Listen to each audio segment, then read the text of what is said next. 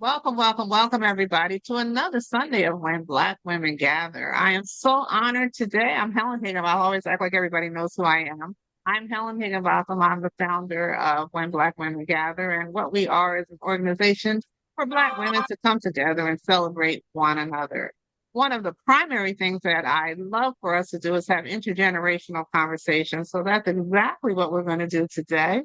We have three women here who are going to tell us the story about civil rights that we need to be hearing right now. Because if ever there's been a time that we need to be uplifted and assured that we've been here before and we'll get through it, we got through it and we'll get through it again, this is now. So I am actually going to be on screen, but really letting these ladies do their thing. But we have Dr. Willa Cofield. Hi, Dr. Willa. And then one of her students hasn't arrived yet, but Mildred Sexton is here. We're waiting for Cynthia Samuelson. She'll be on in a moment. And we have her daughter, Tanya Watson. Hi, Tanya. Oh, there she is. And you handled everything you can't handle. Miss Riley is there, does the production stuff for them. So I'm so happy to have you ladies here. And they're going to talk to us about the work that they've done, that they've collaborated on. Need everybody to mute. If you're not muted as yet, please mute.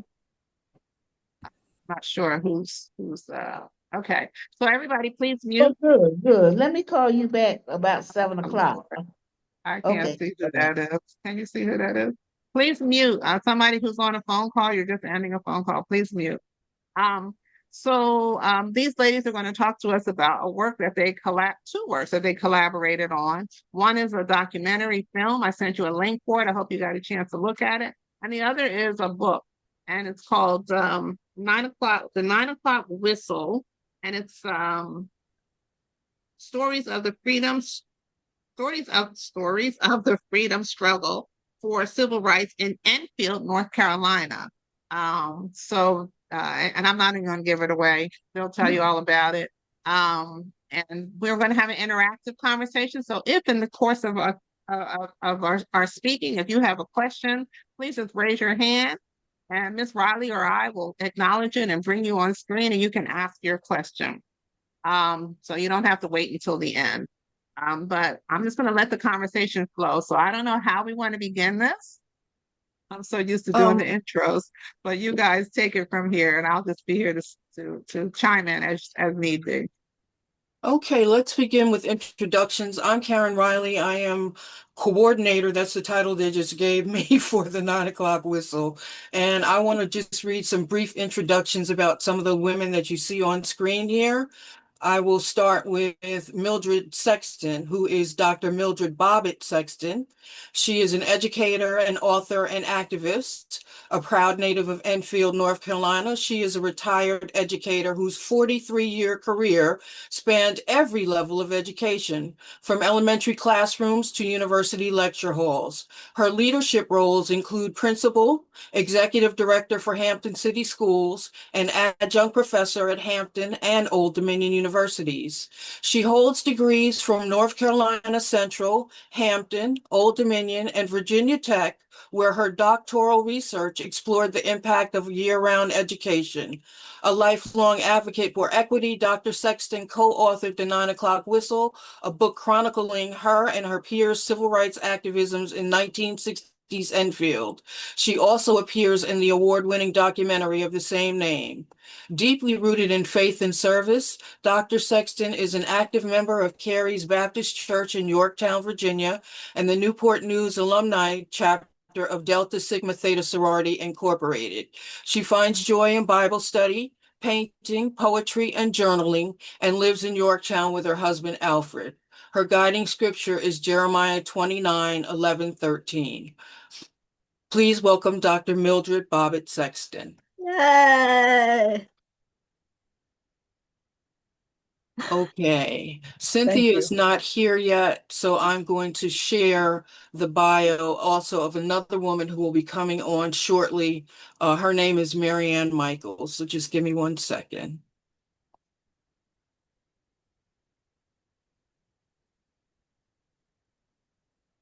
Mary Ann Michaels lives in Santa Rosa, California. For 30 years, she was program director at Santa Rosa Junior College. That program served students who were systemically disempowered.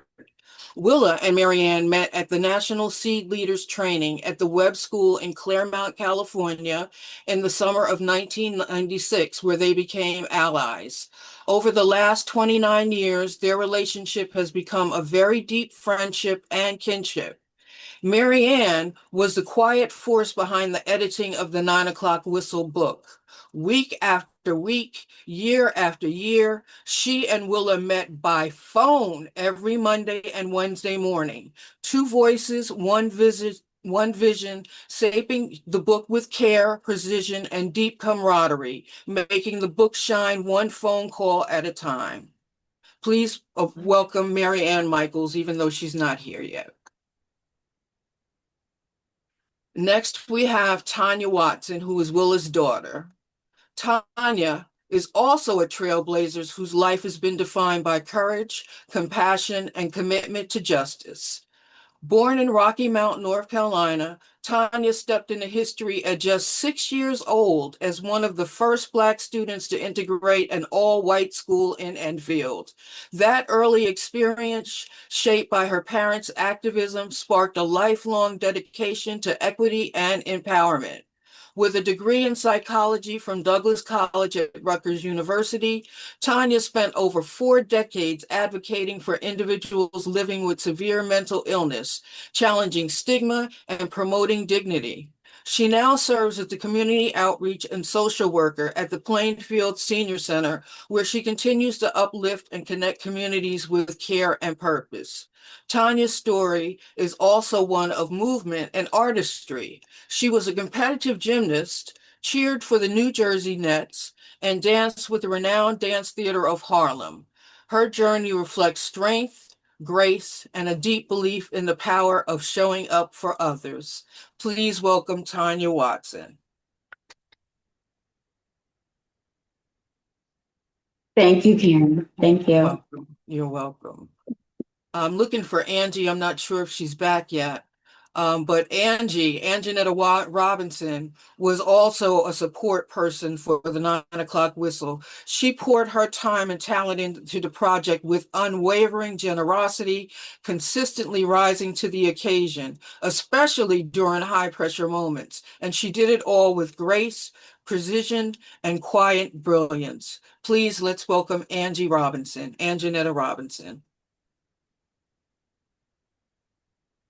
I am Karen Riley. I am Willa's cousin, and I'm a force behind the scenes. I help co-produce the documentary, and I help coordinate the book, the film, and the website with care, and I'm dedicated to this project. And I believe Cynthia said she was just logging on. Okay. I will read Cynthia's bio. Thank you so much. Let me see if I can find her on the screen. I'm here, Karen. Okay, let me find you, Cynthia. Okay, you I got got a pin. looking for her. I'll bring her on screen. Thank you. A little closer. I'm just going to grab a sip. Cynthia Samuelson, trailblazer in technology and civil rights. Cynthia Samuelson is a distinguished native of Enfield, North Carolina, whose groundbreaking career in mathematics and computer science paved the way for historic firsts. A graduate of Hampton University and Fairleigh Dickinson University, Cynthia became the first African American to hold several high-level positions, including Information Technology Director at the Department of Transportation, Deputy Chairman for Management at the National Endowment for the Arts, and Senior Fellow at the Logistics Management Institute. Her achievements have been recognized in national publications such as Jet Magazine, Ebony, The Washington Post, and CIO Magazine. Cynthia has been honored with prestigious awards, including the Secretary of Defense Meritorious Civilian Service Award and the Department of Transportation Bronze Medal. In retirement, Cynthia continues to make an impact. She is the co-author of the 9 o'clock Whistle, a powerful new book released earlier this year that chronicles the civil rights movement of her hometown of Enfield. And she also appeared in the award-winning documentary of the same name. Please welcome Cynthia Samuelson. Thank you. And last but certainly not least, Dr. Willa M. Cofield, educator, activist, and historian. Willa M. Cofield, PhD, is an author, film director, retired educator, and lifelong advocate for social justice. Her legacy spans decades with courageous activism, community development, and educational equity. Born in Enfield, North Carolina, and now residing in Plainfield, New Jersey, Willa's journey has been defined by her unwavering commitment to uplifting marginalized communities. In the early 1960s, Willa was a teacher at Borden High School, a segregated school in Enfield. Her husband, Reed, began to run for office in 1963 for a seat as a town commissioner. When he did that, some of her students decided to get involved. Her students also began picketing the segregated establishments around town. Willa and her family had pivotal roles in the civil rights movement in Enfield, from running for political office, organizing and participating in boycotts, to bailing protesters out of jail. Her daughter even helped integrate the local school. Although Willa's actions led to her unjust dismissal from the teaching position, she did not back down. She sued both school and town officials. Willa's landmark federal lawsuit not only brought her justice, but also protected thousands of Black educators across the South. Her career evolved through roles with the North Carolina Fund, Rutgers University, and the New Jersey Department of Education, where she championed equal educational opportunities. Willa also co-founded the Black Women's History Conference in 1983. In addition to the 9 O'Clock Whistle book, she has produced award-winning documentaries, including The Brick School Legacy and The 9 O'Clock Whistle. They are preserving vital narratives of both educational and civil rights history. Today, Willa remains active in community initiatives, including People in Conversation and the People's Organizations for Progress, and participating in the Women's Exercise class. Excuse me, y'all. A proud mother, grandmother, and great-grandmother, Willa continues to inspire through her grace, beauty, intellect, and her enduring dedication to justice, education, and historical preservation. Please welcome Dr. Willa Cofield.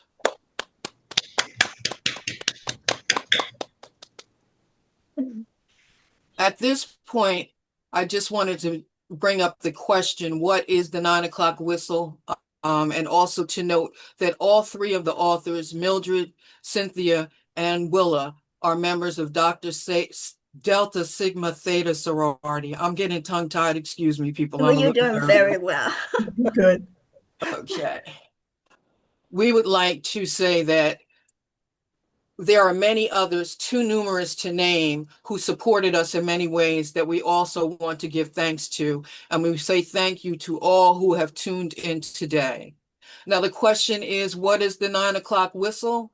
Literally, it was a siren whistle blown at 9 o'clock on Saturday nights to warn Black folks to clear the streets and go home in Enfield, North Carolina in the 1960s. That's it for the introductions.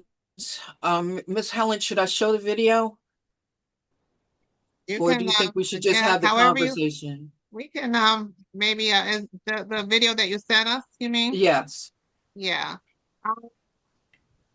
Show that and then we'll just come right back into conversation from there. Okay, all right. Yeah.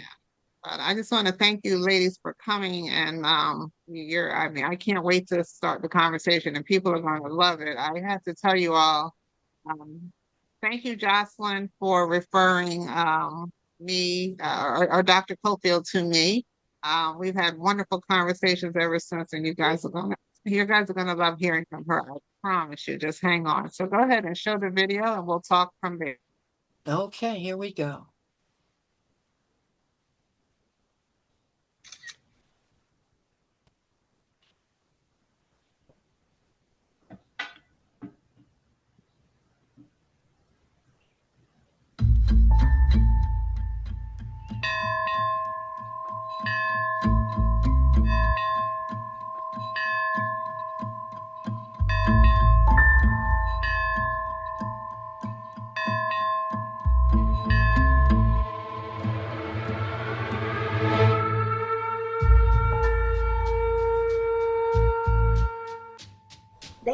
blow a siren at 9 o'clock, and all the black people were supposed to go home.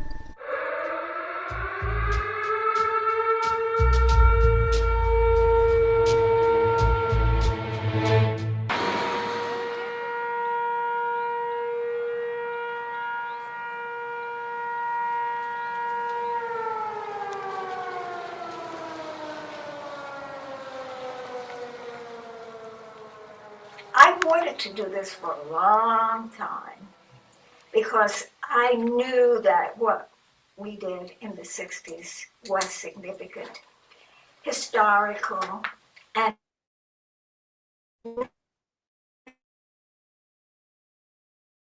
I don't write this story, believe me, the people of that day will never know what happened in Enfield between 1963 and 1965. We were segregated in our own schools. We had our own clubs and organizations. We went to our separate churches, which we pretty much do now, but during that time it was definitely a segregated piece. And of course, the true racism I think that I experienced was during the time that we started to demonstrate. There was a loud whistle installed on top of the fire department in Enfield. The whistle was blown at noon each day, and when there sound feel like in memory.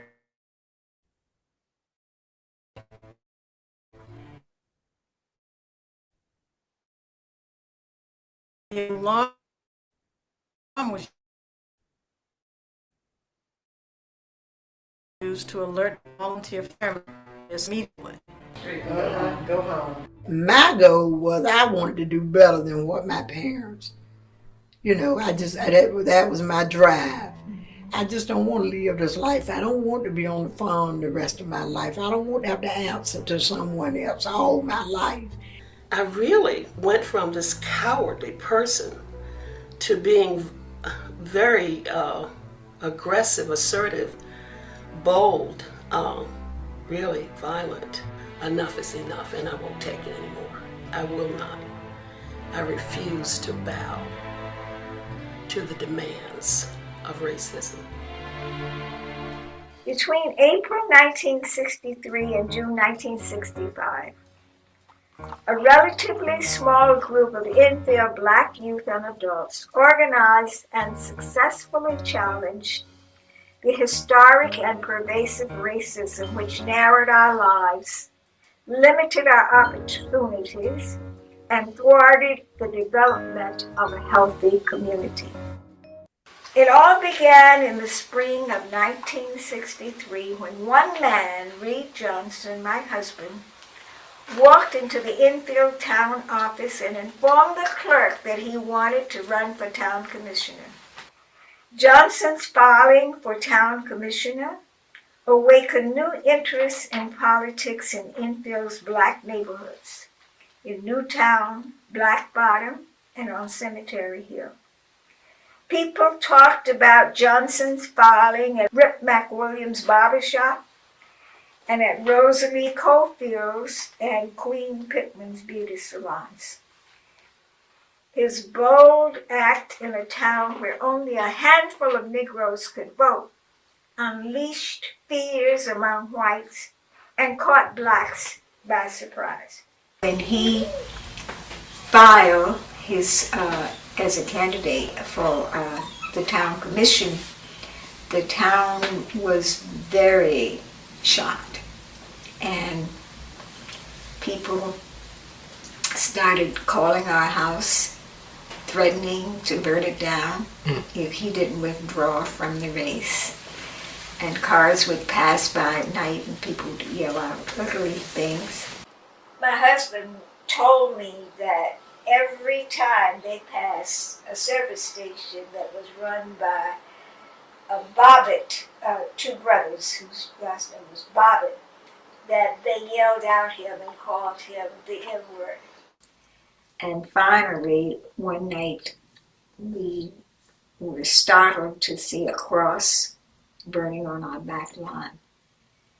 I just remember standing at that window in your bedroom, looking outside, and seeing all the flames shooting up. I think I was 5 years old when that happened, and it looked like the cross was, I don't know, to me, 50 feet tall in the sky. It looked huge, but I don't think it was quite that large. But for many years, we would go out and look at the hole that in the ground that the cross left. And they actually had to dig a hole to put the cross in before they set it on fire, which to me made me think they were out in our yard for a while and we didn't even know it, which was even scarier. Students became actively involved as a result of Reed's effort to run for town commissioner. It was during the time when the college sit-ins were going on, and my class was very, very interested in this particular, this area, what was happening. We had to meet in the chapel of my father's funeral home because we didn't have many places. We couldn't go to the school. The churches were not open to us. They opened the doors of the funeral home to have meetings for the NAACP and other groups to meet. Many churches in the community did not feel comfortable doing that. And so the meetings would take place at the funeral home. People didn't know if it was a wake or a funeral or a meeting. One day at the end of school, the students came to my room and they said, "We're going to go downtown to try to use the public library." We decided that we wanted to go in there. And there was a group of us that decided to go after school. We were told at the desk that we could not use the library and would have to leave immediately. I just remember her saying to us that you're not welcome here, that this library is for white only. And so we said, we challenged her, well then, why is it that we can't use the library? She said, because we said, well, what funds support this library? We asked her that. And she said, well, the funds from the utilities for the light and water bills. And we said, well, our parents pay light and water bills, so why can't we use the books here? We have research to do. And she just said that colored people, Negroes, could not use the library. So we went back and told our journalism teacher, Ms. Cofield, and from my recollection, that's where it all began, with those efforts to integrate that library. The failed attempt to use the Enfield library emboldened the young students, and soon they sought changes at the community's racially segregated Levon Theater. The Levon Theater was the only theater in Enfield, and it was segregated. Blacks sat upstairs and whites sat downstairs. We decided this was unacceptable, an unacceptable situation, and a change was needed. To use the theater, if you were a black person, you were to go to the box office, buy your ticket, and you had to climb up to the second floor balcony, and you sat in a little area over the heads of the white theater goers. And it was a very embarrassing kind of thing. We begged them to let us sit downstairs with them. And there was a reason for that. Because you had a fire, we had nowhere to go. We couldn't get out. But they did, because they sitting down at the ball and the exit doors right there. So, I mean, we probably would have lost our lives if they had a fire. And they determined that they weren't going to let us sit down there with them. And that's when we started boycotting the movies. Attorney McKissick advised us to stop going to the theater and to put up a picket line encouraging others not to go. We made picket signs and practiced how we would march in front of the theater. My mother and Willa coached us on how to handle insults and other behavior that might arise. What are you going to do if someone calls you the N-word? And we said, you don't fight back, you just ignore them. And my friend Lily Cousins, who was standing there, who was one of the adults, she said, if they call you the N-word, You look them dead in the eye and you keep on walking. They would blow a siren at 9 o'clock, and all the black people were supposed to go home.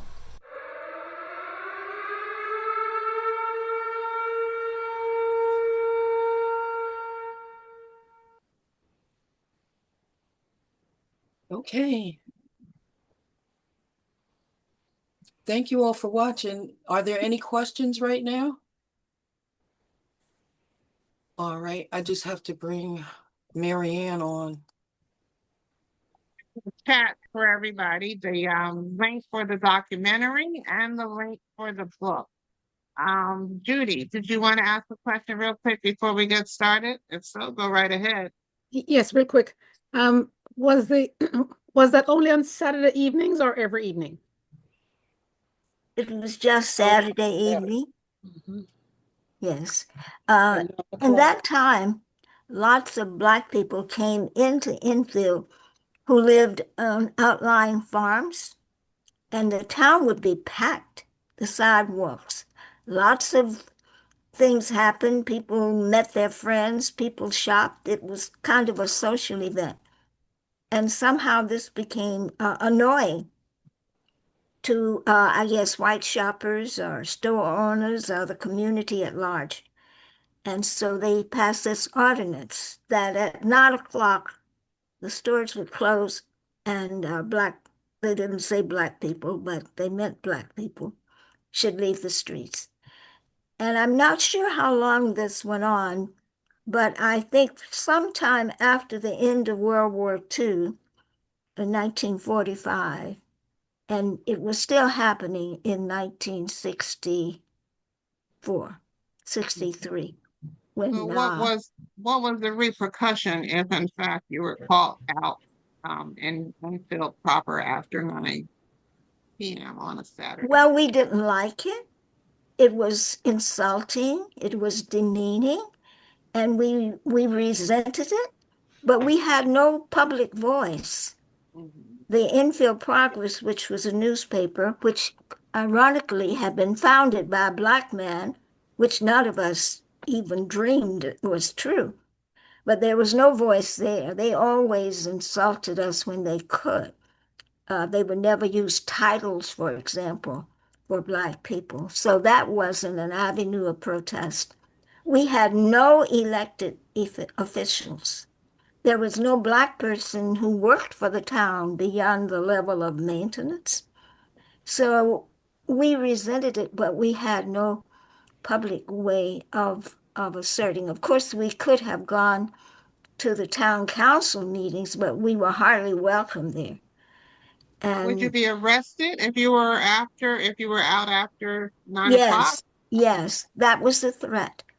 And many people were hauled into court on the following Monday night and had to pay fines. So it was, it indicated the level of powerlessness that the black community felt, that we had no way beyond resenting it and talking about it among ourselves of making our protests known. Let's talk a little bit about Enfield, and I want to talk about your teaching, and I want Miss Samuelson and Miss Sexton to talk about being your student and how you all got motivated to do protest work. So tell us a little bit about Enfield. I mean, where is it in North Carolina? Enfield? Well, in the documentary, we try to take great pains to show you where Enfield is, but it's hard to actually get it in place without going there, I guess. But Enfield is 30 miles below the North Carolina-Virginia line. If you travel 95, 95 goes very close to Enfield. If you travel 301, which everyone did until about the middle of the early 70s, I guess, you went straight through Enfield. So it was a farming village. which was very dependent on the farming that took place around it. At that time in its early history, there were many small farms around, and so they supplied the farmers. It had one time been the capital of the county, but that had been changed. But it was it had about, I'd say 2,300 people lived in Enfield. It never got to 3,000. So it was a very small community. And the Black population, I think, was about 50%, close to 50%. But it had a very active, Mildred Sexton talks about in her section. She talks about the Black community. It had a thriving Black community, many small businesses of various types. And my family was a part of that community. My father owned a funeral home. And so we were a part of that Black business community.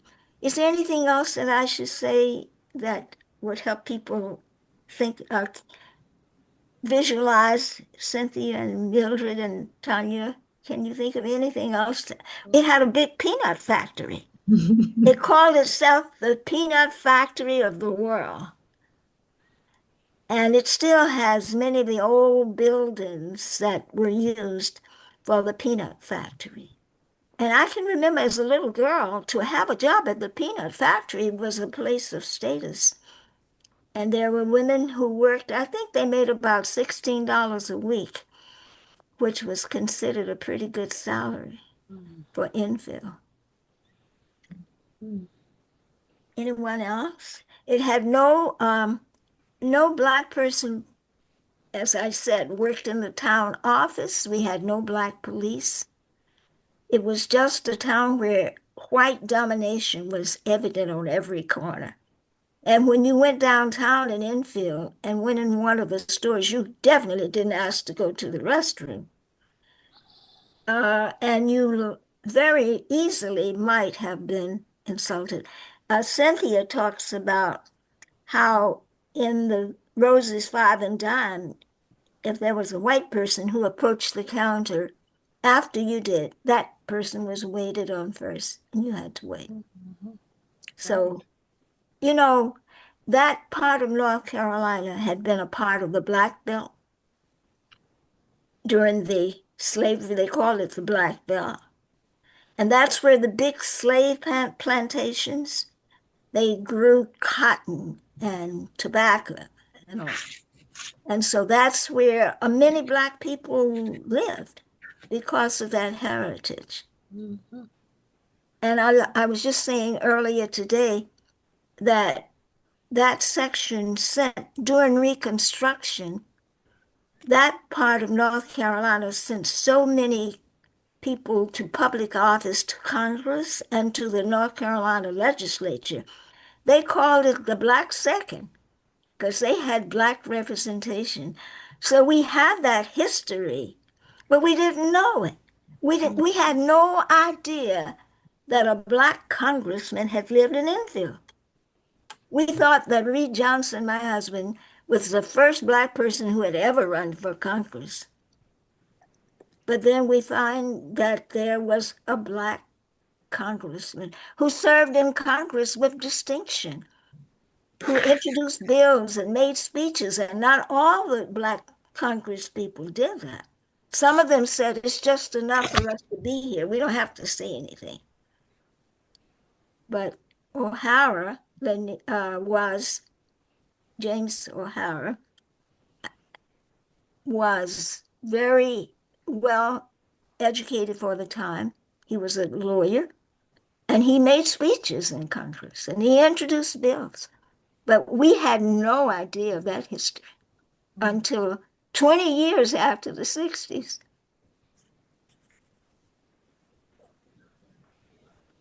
We can't hear you, you're muted. That's why it's important that we document our history so that we know it.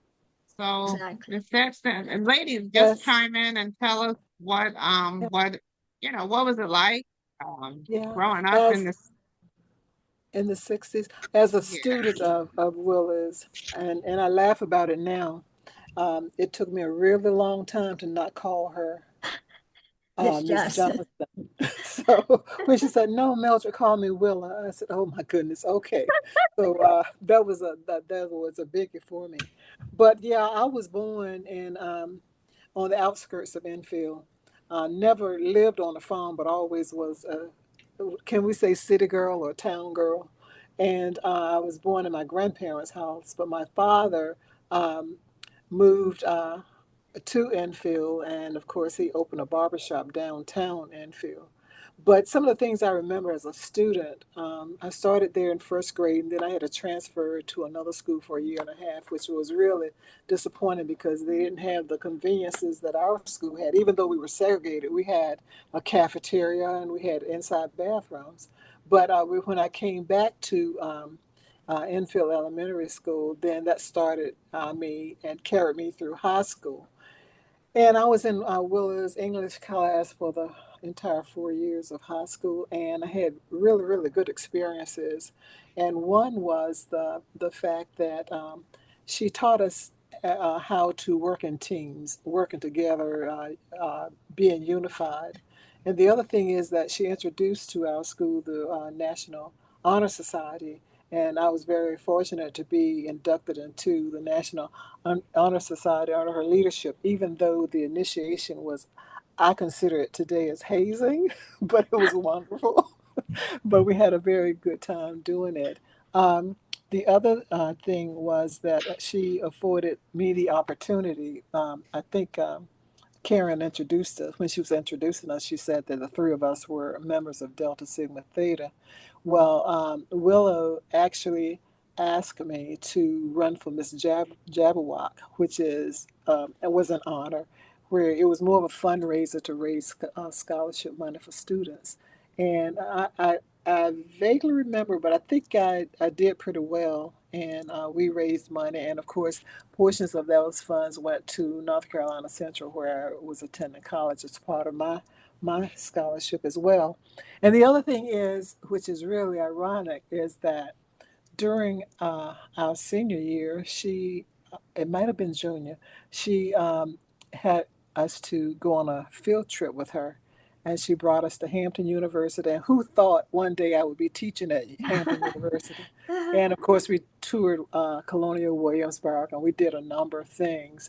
But we really had the opportunity to learn a lot of things. She started to reflect our school newspaper, uh, where she made us reporters, and we were able to do a little journalism there and write up our news reports for the school, which was really fun.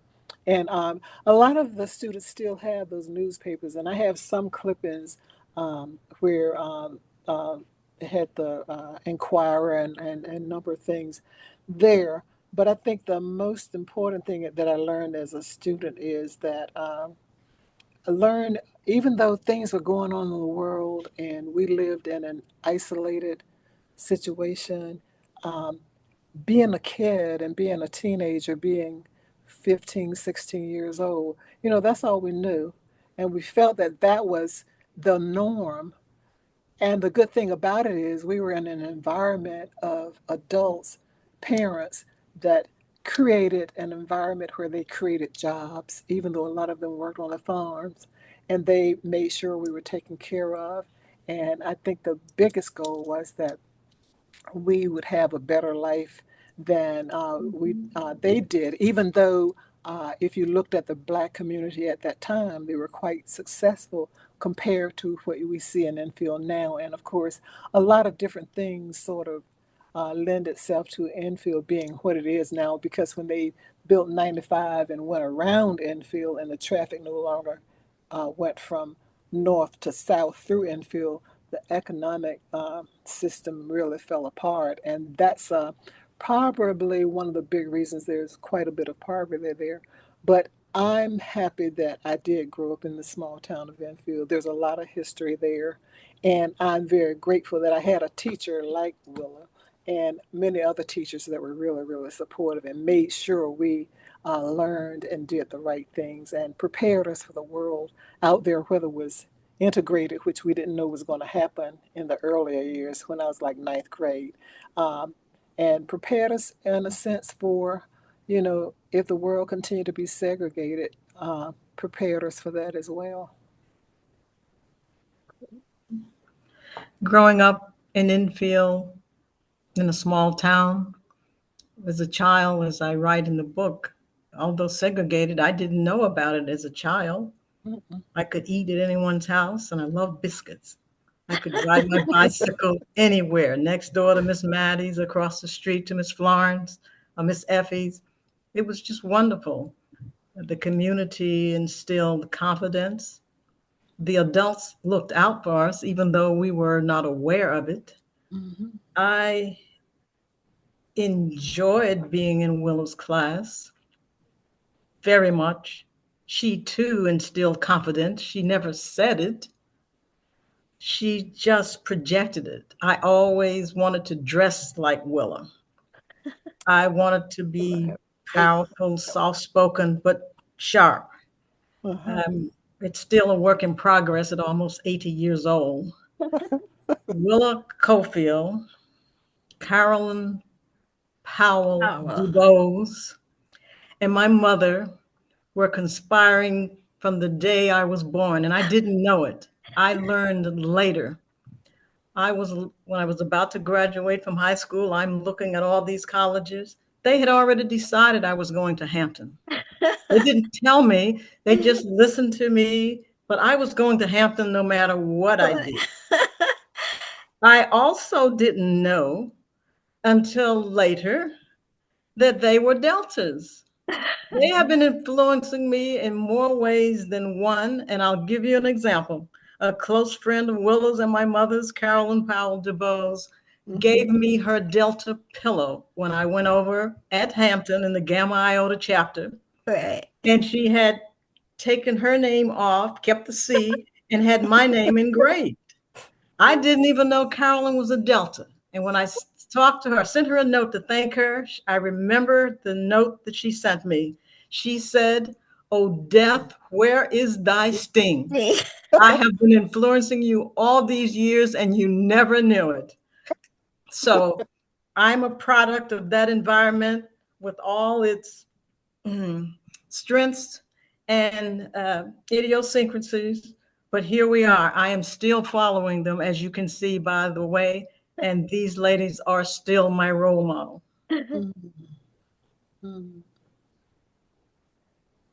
So where do we go from here? So what was it like with because Dr. I'm going to call you Dr. Willa, if that's okay.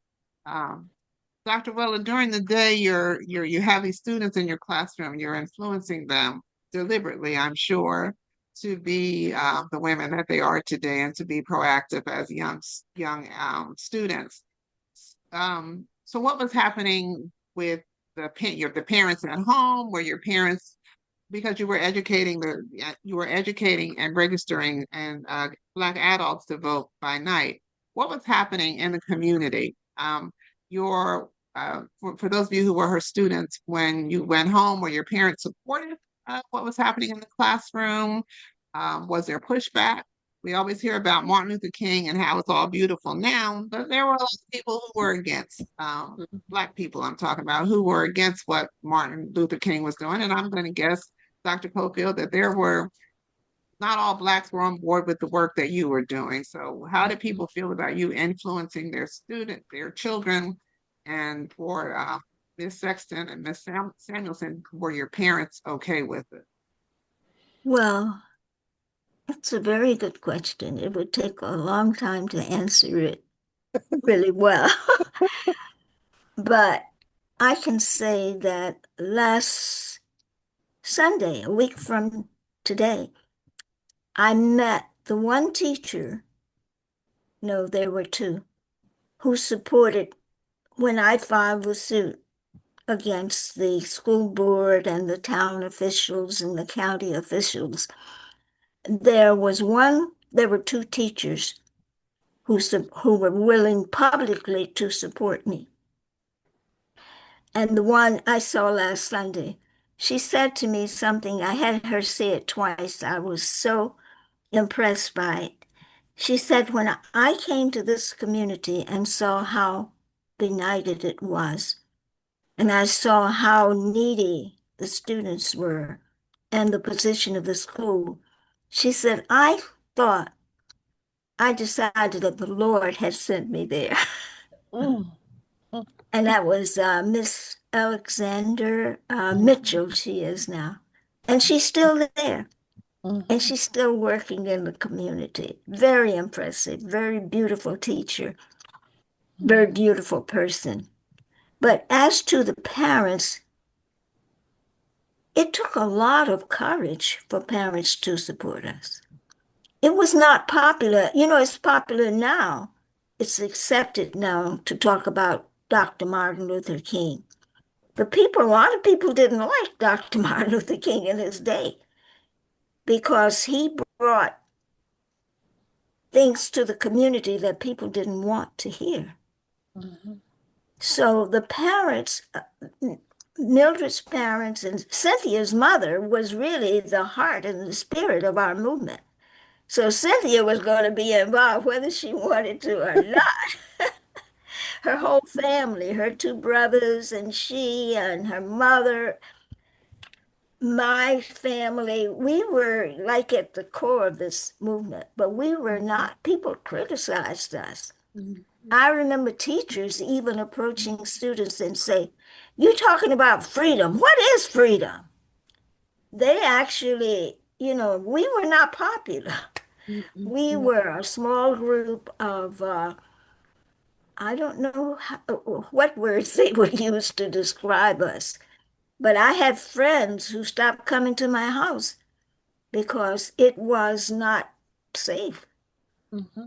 But I had other friends and neighbors who came and spent the night with their shotguns because they were afraid that we were going to be attacked. So it varied, but it took a lot of courage. To put this in context, you're at an all-Black school. So we're talking about fellow Black teachers who are not wanting to be affiliated with you. So thank you. I'm sorry I interrupted you. I'm glad you made that clear because that's such a natural part of the story for me. But for people who grew up in New Jersey, they want to know, were these Black people? And they definitely were. If you even saw the school that Black people went to, our in-boarding school, and then you contrasted it with the white school on the other side of town, you would know there is no justice here. No. And ironically, the white school was built at a time when we didn't have a high school at all because our high school had burned down. And we were going to school in churches and other communities. And the white community built itself a beautiful building with an outside swimming pool and a big gym and other buildings. So there was no, even semblance of justice, of equality. I don't think I answered your question. I rambled a bit, but maybe I told you something. No, you absolutely did. I mean, I wanted to know what was happening because and I keep looking at the situation that we're in now, and I want people to understand what was happening then. Yes. So that we can understand that what's happening now. Yes. We've been here before and we can get through Absolutely. it. And there are going to be people who are going to be afraid, and it's ridiculous that we're having to repeat this, but it's you answered my question. Thank you. Helen?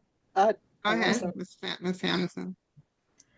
To give you further examples of involvement, I was asked at a book talk recently, was I ever afraid during this process? These people had read the book, read about the cross burnings, and I thought about it for a while, and I thought, well, no, I wasn't.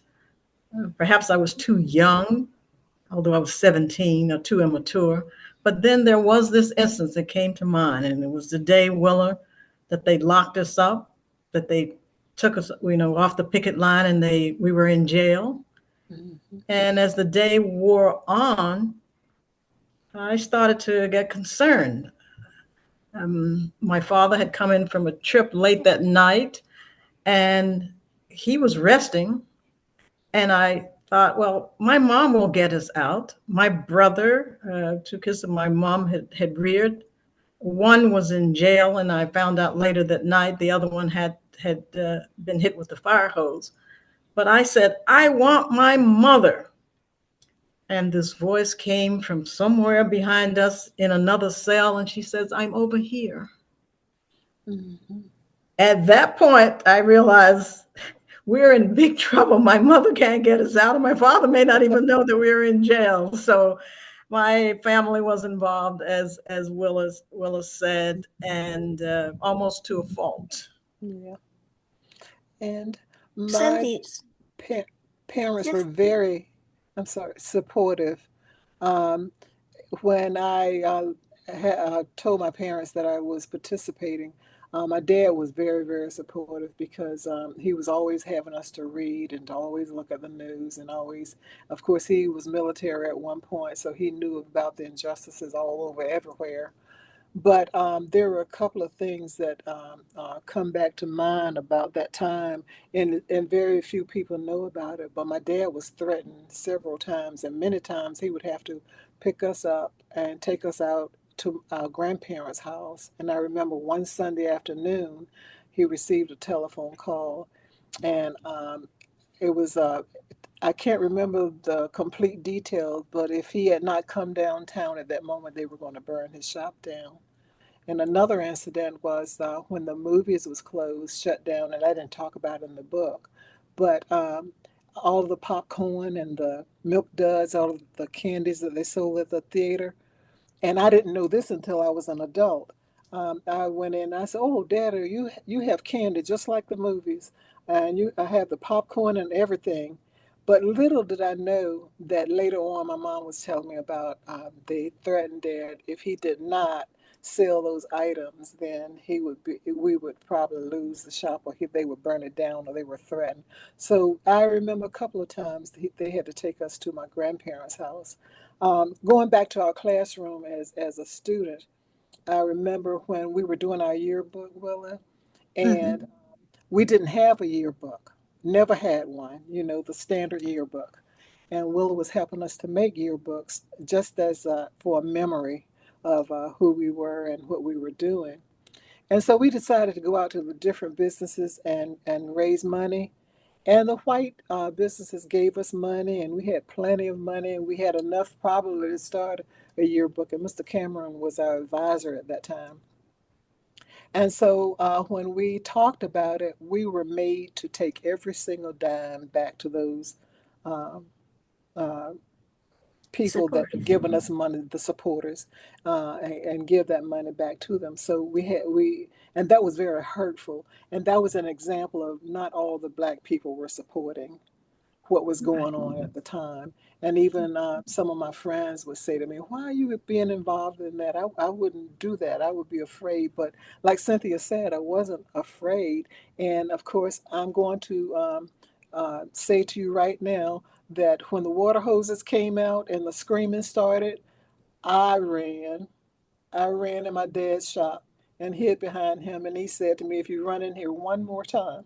But that was the fear. That was the very first time that I was afraid during the times of demonstration. And to this day, I said, I should have hung in there and gone to jail just like everybody else did. But I guess that wasn't my role at the time. And I guess I'll have time to talk about other things in a second. I'm glad you brought that up, the water hoses, because I've just begun reading the book. And let me tell y'all, when y'all start, first of all, I put the link in the chat for you all to purchase the book. It reads so easy. You're going to want to just keep going and going and going. But talk to anybody about just the whole, we were talking the other night, we talked about, Dr. Cofield talked about being in North Carolina last weekend and recognizing the old bench that in the train station that where she said she could still see the whites only and the colored mountains and what have you, but like to think about the water hoses and the colored and white sign, colored only and whites only signs, like and here I'm thinking just Dr. Cofield, but no, and even Tanya, you can talk a little bit too. Like you said, you even remember that. And Miss Robinson and Miss Michaels, can you all just jump in? We want to hear from you all as well. Tanya, you said as a child, you remember those kinds of things, and then the cross burning in your yard. These things are real. Wow. Very real, very real. I remember the summer before I went to first grade, people were coming up to me and saying, "You're going to be going to school with white people. You're going to be going to school with white people. Aren't you scared?" Or trying to instill some fear in me. But I didn't really know what school was anyway. So I was more concerned about going to school than worrying about these white people that they were trying to make me fearful of, because we had white folks in our house all the time, who were helping us in the movement, who were very proactive and advocated for our freedom and rights. So I knew that side of people who came to our house, but I also knew that there was this fear of those people who also burnt that cross in our yard as well. And so as a 5-year-old trying to figure out, are these the same white people? They always made me feel like these are different white people. They're not the same group. So I think the first day when we rode up to school, I was like, oh, these are like the same people. These are pink people. I guess they made me feel like I was going to school with people who were like a white sheet of paper, because they were something different than I had seen before. But I just remember just the first day of school and being surrounded with people staring out of the windows of the school and kind of being escorted up. I think there were 6 of us who integrated the school, and I was only in the first grade. But I was happy to be going to school at the time. And I had no choice but to be involved. My parents volunteered me. I think we had to set the example, for what we were fighting for. And so I have I don't feel bad about it. I'm happy that I was there to do it and chosen to do it. So, but it was different times. And one thing I did want to bring up too about just the older people in our community, because I remember watching my mother teach older people in our community how to write their names so that they could vote, because they had to sign their names on the ballot in order to vote. And she would hold classes in my grandfather's flower shop at the funeral home, and she had a blackboard, and I was maybe 4 years old. But just knowing the importance of the older people in our community needing their power, because I feel like they were almost feeling powerless at some point. So they needed these younger generation to energize and get the movement going, which it was very moving, really, to teach these people who had not had a chance to go to school. Old people. I think the oldest person was 79, I think. And they were so proud to learn to write their names and to learn. I don't know whether I think we worked on reading as well as writing.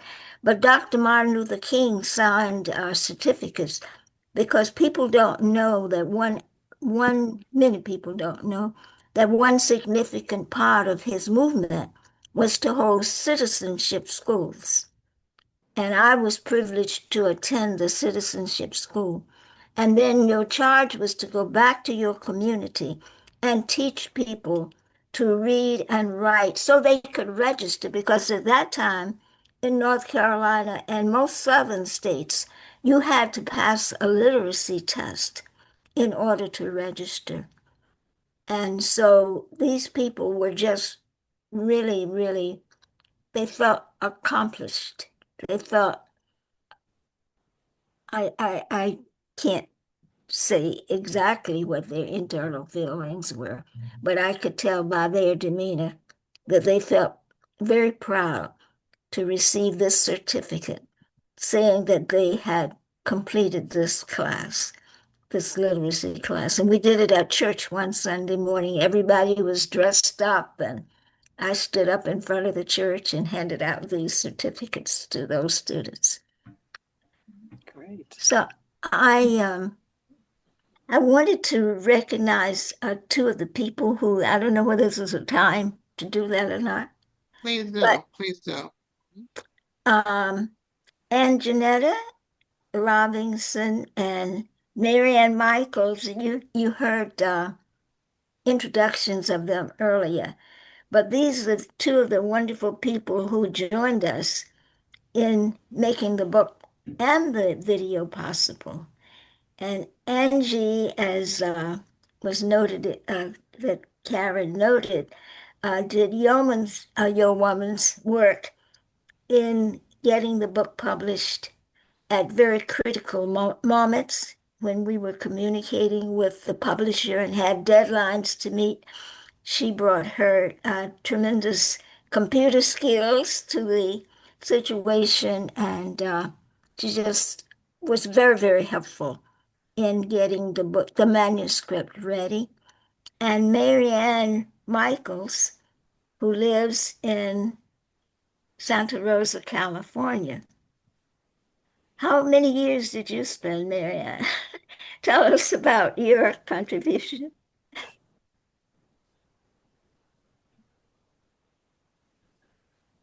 Well, I got in on the ground floor because Willa and I have been friends now for 29 years. And although we don't see each other much, we talk on the phone a lot. So I got the story as it was unfolding. But the thing I wanted to share today is I know that this is the title of today is When Black Women Gather. And you're seeing what happens when Black women gather right now before your very eyes.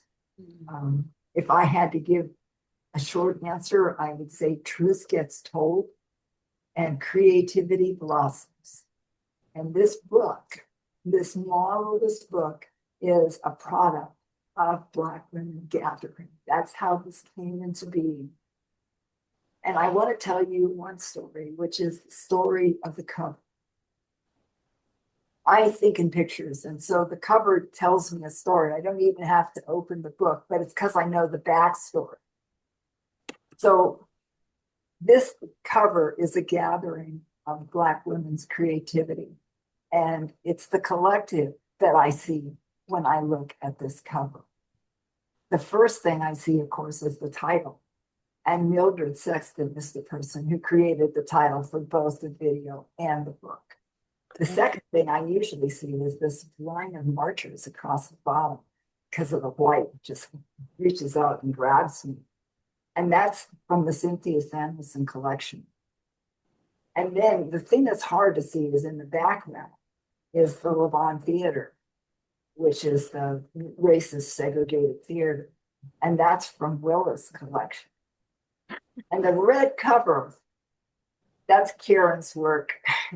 Karen's the one who said, red's the cover that will show up in the stores. And we want this book to jump off the shelves, and red was going to do that for us. And then up here in the top, in the white letters where it says, Stories of the Freedom Struggle for Civil Rights in Enfield, North Carolina, the two words civil rights were actually added in a long negotiation with the Mississippi Press because they wanted to have this in a particular frame for marketing, and they wanted civil rights piece in place, which leads me to another sort of caveat in the story, which is it wasn't always an easy, smooth ride. None of us on this team had ever published anything. And so this was a first go. And we got to a real bumpy spot where we were ready to disengage. We thought, and I particularly was leading that charge because I felt Willa had been disrespected. And that was not okay with my heart. But down here at the very bottom, after Willa and Cynthia and Mildred's names, it says Introduction by David Siselski.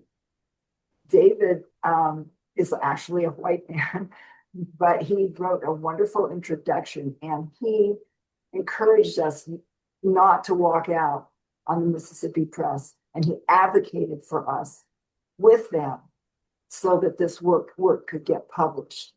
And so in this whole picture, I see all the faces and the collective stepping forward. If you're looking for my face, what I did was I was the person who said, and you can't see it on here, there was in one of the initial drafts, there were here where the Levant Theater is, there was a row of disheveled houses. That was from Black Bottom.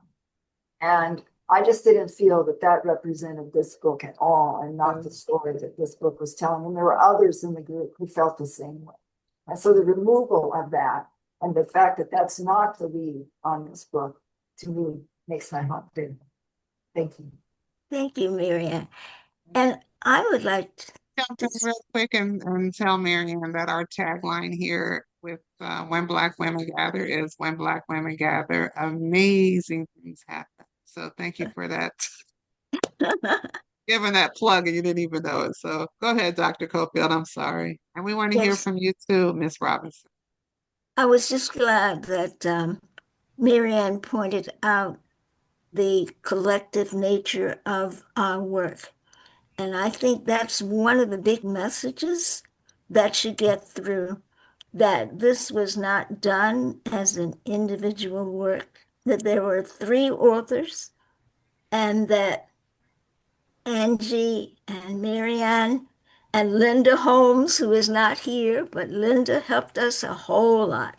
Linda has written a wonderful book called somebody give it to me. The doula? Not the doula. In the hands of the midwife. of the thank you, Angie. In the hands of a midwife. That's not quite it. It's safe in the hands of the midwife. Safe in the hands. Thank you. Safe in the hands of a midwife. It has a beautiful picture of the hands of a midwife holding a beautiful Black baby. And it has been a bestseller. It has been a boon to the whole midwife community, I think. And Linda gave us such help. Linda, that was her 4th book. She's also done tremendous work about Tony Cade Bambara. There's just been a beautiful documentary produced by Louis Messiah a couple of weeks ago about Tony. And Linda has written 2 books about her. And then she also wrote a beautiful book. This is Linda's book. Thank you. That's a picture. It's a wonderful book. So Linda just acted as our mentor, really. I have had so many calls with Linda, including last night. And she helped walk us through the process. And then we had a local person, Bill Jones, who served as our first editor, who talked to us about his strategies for writing and talking to the text. And there are others whose names don't come to me at the moment. So this whole effort, I think when we come together this way, we augment each other's gifts. We highlight them and we make wonderful things happen. So we are very proud of that. And that's why this program should not have just been a focus on the authors, but also, to the degree possible, some of the people who helped us make this book possible.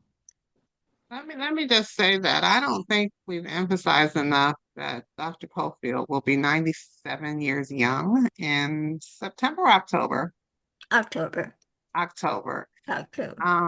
And when we talk about sitting at the feet of our elders and learning, particularly in this space for Black women, I heard about her, and she made it very clear that this was not about her. It was about her, but she was very insistent that this was a collaborative effort, and she wanted to make sure that everybody who was involved was recognized here. And I think that's a lesson that we should all take from her today. One of the lessons that we should take from her today, that we don't stand alone.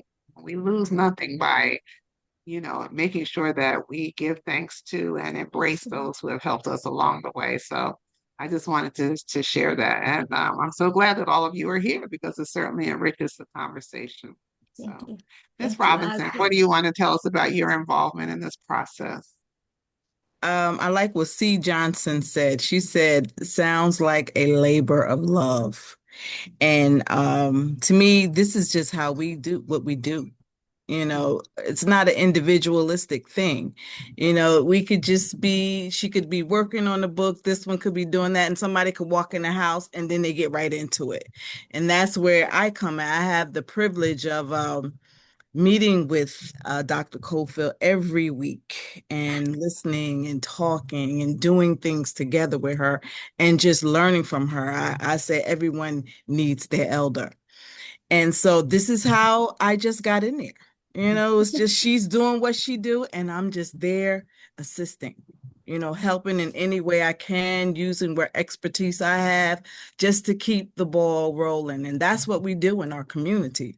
We just pitch in, and it is a labor of love, definitely. Thank you, C.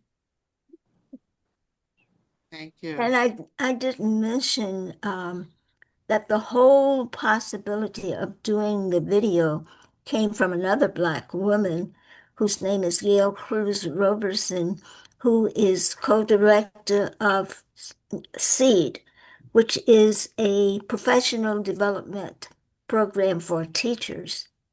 And that's in that organization, that's where I met Mary Ann Michaels. And Gail became co-director, and she sold the other two directors on the idea of giving me a grant, or I don't know how they put it together, but I know they offered me a grant and gave me a grant to do a documentary about some aspect of my life. And Gail was planning to be the producer of the video and actually got another woman to come in as a graduate student and to be the first cinematographer. But that young woman went off to Ceylon for a year, and it looked as if the project had just stopped.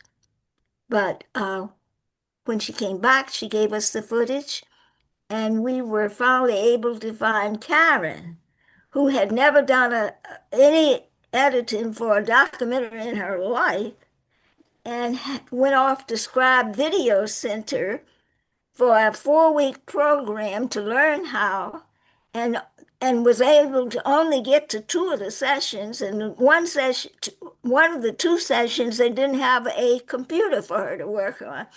So, but she was able to put together this documentary that has won awards at several film festivals and has been seen in foreign as well as domestic audience here in the U.S.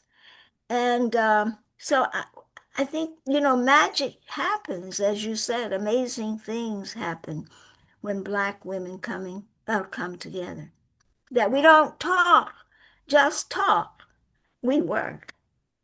And we work and we persist. We make a way out of no way. That's what they say in the Black Women's History Conference. And so maybe that's what we have to do now. Yeah. Black women have to make talk about there had to be, I know,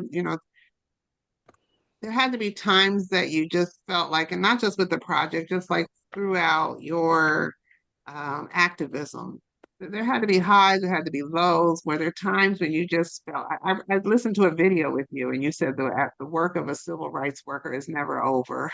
But how did you push yourself to get through those tough times when you were facing hoses? And I'm hoping that you all didn't face the dogs and those kinds of things, but what got you through? All of you, any of you can address that. I wanted Karen to tell about our Thursdays. What did we do? Do you remember?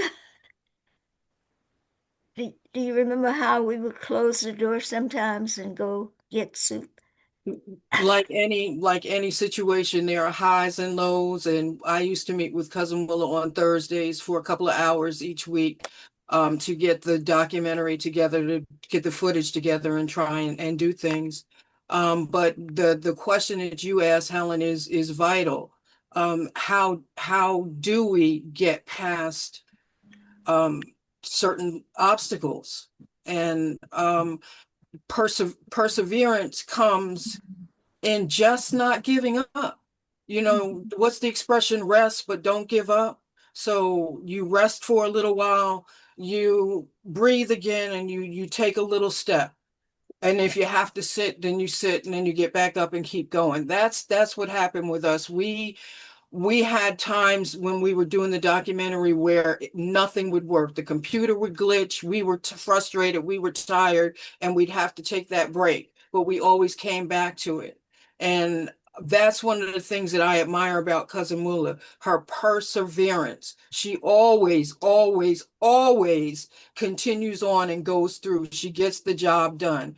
And when I came on this project, I didn't know the history of Cousin Willa. I didn't know what she went through. I didn't know what Tanya went through. So hearing them talk about it was one thing, because Cousin Willa is a very quiet person, a very she doesn't have a big loud ego like some people do, but she gets things done. So when she explained it, she just said it in a very conversational tone, what she went through. And then when she said she needed help with the video, I thought, okay, her story is interesting and it's history. And when she talks about history falling through the cracks, when she told me what happened in Enfield with James O'Hara and his story falling through the cracks for decades, it became imperative that it has to get out there. We have to tell our tales. So thank you for the opportunity to express myself, Cousin Willa. I'm going back to you. Please tell your story. Please tell us how you managed to do these things and not become angry, not become bitter, not become frustrated. What is your drive? What makes you click? I think that's one of the things that we all admire about you that I don't even think you know about. Well, I don't know the answer to that. I just know that when my mother called me one-tensioned. I say I have a one-track mind. And I can't multitask. You know, I know people who can do things. I think Angie might be in that category. I mean, very, can do a lot of things at one time. I can't. I wasn't blessed with that gift. So, but when I get on a track, I'm on it, I just have to keep going. I don't know any other way to go. And, when I couldn't find a cinematographer, I said, well, maybe I can write a book about this. And that's when I reached out to my former students who, it's amazing even to know where your former students are, but to able to get in touch with them and then get them to give up the time and the energy and the effort to write a book. I had amazing students who were willing to join me in this journey, and none of us knew, it wasn't certain that we would ever get the book published, but we were. But Karen, I had wanted you've forgotten that on those Thursdays sometimes when nothing was working right, we would just lock the door, get in the car, and drive to Pereira's and have soup and sit and look out the window. And we did that a lot. We ate a lot of soup. That's the break that you need, but we got back to it. We went back. It wasn't no idea that it's over. We have to give up because we can't get Louis Messiah to look at this. He's too busy, or the computer isn't working, or something is going wrong. We knew today is bad, but tomorrow, we'll start again. So, Miss Sexton, Miss Samuelson, talk to me about those times when Miss Samuelson, you talk a little bit about being fearful, and I can't even imagine being in a jail cell. And we hear about it, but yeah. How old were you? You said 17? Yes. 17. Wow. Now, who was in the cell with you? Were you in? We have these visions of just a lot of people being thrown in one cell. Is that what was happening? Yes, we were packed in there. They just kept taking people off the line. And until my mother was locked up, she and Willa they were sending more people back. We were replaced. So it was quite crowded. But like throughout the process, we simply didn't have any fear. The people who were leading us didn't show any fear. It just never came up. I'm not sure why. I think it had a lot to do with their personalities, their tenacity. If you think about the time, okay, so a 17-year-old, I am becoming fully aware of racism in every sense of the word: economic, social, educational, medical, separate facilities, signs over the place. Okay, so that's one set. I had just come back from the March on Washington. I'd heard Dr. Martin Luther King's I Have a Dream speech. I watched all these thousands of people stand on that mall quietly listening to such an inspirational speech. There was no thought that we would not succeed. And so with that background, the cross burning in Willa's yard, I didn't see it lit, but I saw the smoldering cross when she called my mom. Followed by the Klan as a teenager. When you come through those type of experiences, you produce an adult that's not afraid of much. It's very difficult to intimidate such a person, regardless of how small in stature or how quiet or soft-spoken. It builds character that you don't even realize you had. I never had any doubt that Willa would finish this book. It just didn't, it didn't seem that it wouldn't happen. We'd hear the problems, she'd find someone. That Karen, it was Anjanetta, Mildred. I'll give you an example. Willa wanted to interview John Salter. This man was in Pocatello, Idaho. Willow didn't want to travel, was not up to traveling that far. So Dr. Cofield called me on one of those few times that we were able to take a vacation during this project. We finally decided to go to Nevada and take a break. It was a point in the book where I had drafted my section so I could take a break. Willa called me and asked me to ask my husband, will you go to Pocatello, Idaho and interview John Salter? Willa called the university, arranged for the art department to have a student there to record. My husband said, pardon my expression, what the hell is Pocatello? He had no idea, neither we'd never heard of it. He looked on the map, did the, searched online. It was 8 hours from Nevada.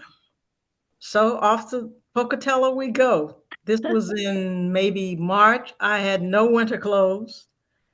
And so the first thing I did was bought a winter coat at Kmart. And 8 hours later, we were in Pocatello, Idaho, in front of John Salter's house. We spent a day with him. And then he invited us back the next day. It was just things like this that we just did. It just seems what you do. And that's just the way we were reared. And these were our models. It really didn't cross my mind ever at any time that we weren't going to do it. It was, it was over 7 years. So this is just what you do. It's a good lesson today as well. You overcome the obstacles. Yes. If it's important to you, yes, you pull together. Yes. And as a group of women, yes, there is nothing that we can't accomplish. We need to just focus on our common goals and objectives and go for it. Yes, yes, yes. Well said. Cynthia said it so well. even though I said that the only time I felt some fear was when the water hoses came out, but I remember graduating from high school and going to North Carolina Central, and my senior year in April 1968, Martin Luther King was assassinated. He was killed. And I mean, the campus was in an uproar. And of course, the people in Durham were. And we formed a student march downtown the very next day. So I wasn't afraid to be a part of that march because I had already been participating in movements. So we marched downtown Durham and back to campus. And when we got back to campus, the president decided that he would close campus down, even though I was graduating maybe 4 weeks later. And he sent everybody home. And then about 4 weeks later, a letter came saying that we could come back to campus and graduation would take place. But I think if I had not had the experiences that we had in Enfield, I would not have been able to participate and cope with what was happening in Durham at the time. And then as I grew older, all of us have challenges in our lives. So because of that, compared to this and compared to that, oh, I can handle it. As Cynthia said, it builds character and strength within you to know that anything that you desire to do, you can do it. You just have to have a plan. And of course, that's my take on what happened to me as far as maturing and to where I am right now. Right. Thank you. So let me ask, Dr. Cofield, did you ever meet or come in proximity with Dr. Martin Luther King? I did. We were a member of the Southern Christian Leadership Conference. Our Enfield movement was. So we had contact with his organization. And he sent someone to meet with us. He never came. But I did see him they had a big conference in Washington, D.C. They called it a White House conference. And they invited grassroots workers like me to come. And Dr. King was the centerpiece of the conference. And everywhere he went, there were 20 people around him, everywhere he went. And one morning I was in the lobby of the hotel, and he walked in virtually, I think there were a few people with him, but not that many. And I could have gone over and shaken his hand. But I had been so indoctrinated by the SNCC workers who had this ongoing controversy with Dr. King. They called him D-Lord. And you don't know that story, they did. And Worth Long, who was a SNCC worker, told me personally that he worked in Selma, Alabama for 2 years, organizing the community. And one Sunday, Dr. King came and led them over the bridge. And nobody recognized any of the work he did, but Dr. King, was a hero for walking over the bridge in Selma. But at any rate, I did not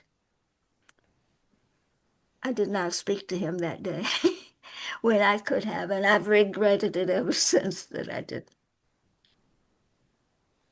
Just to be in his presence is just amazing. Absolutely. Yeah. I'm trying to feel some of the questions here in the chat. Somebody said, please tell us more about John. I thought the last name was Salter. Yes.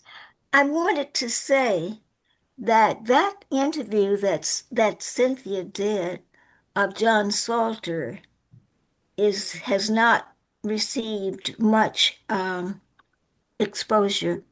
In fact, people probably didn't. We are probably the only people who know, but it is a very significant piece of communication because John Salter was first of all, he was white, but he was very dedicated to the movement. And he had been a professor at Tuvalu College in Mississippi and had been the strategist behind the movement in Jackson, Mississippi, and had worked with Medgar Evers. He left Tougaloo probably for his own safety because he was deeply hated in Mississippi. He came to Eastern North Carolina to break the back of racism in Eastern North Carolina. And he worked for the Southern Conference Educational Fund, along with Ella Baker, who was the other community worker. And he was fearless. He told me that his own children said to him, "We don't think there's anything that you're afraid of." He, at his risk of his life, he didn't live in Enfield because I'm sure it was too dangerous and he probably would have been attacked. He let it be known that he was armed. So he said that was the only reason. But the white people in that community hated him. He never talked about his family back in Tucson, Arizona. But apparently they were people of stature and status. But he was willing to give his life, really, to the movement. He came to Enfield after the initial organized part of our protest. He came after we had staged a 90-day boycott, the most effective boycott that I'm aware of in Enfield. And he came in to organize the whole region. So we extended the organization to the county, and we became the Halifax County Voters Movement. And he stayed in North Carolina until, well, I would say about another year. And then he moved to Goddard College, I think, in Maine.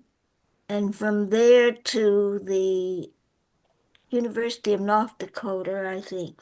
He ended up living in Pocatello, Idaho. But I think Cynthia may have been the last person to interview him on record. And he was widely known and widely admired. He was, and deserved it. He was a truly courageous soldier in terms of justice and civil rights. And that's it. Well, we might add that John, whose father was Native American, yes, later changed his name to Hunter Bear. So if you Google him, look under both names. He's just a phenomenal person. And thanks to Willa, I was blessed to spend time with him months before he died. And I had not seen John at this point since I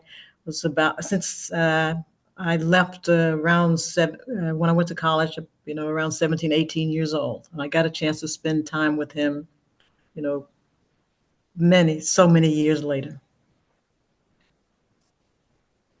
That's interesting because you know what it takes me to we find ourselves in these precarious times again.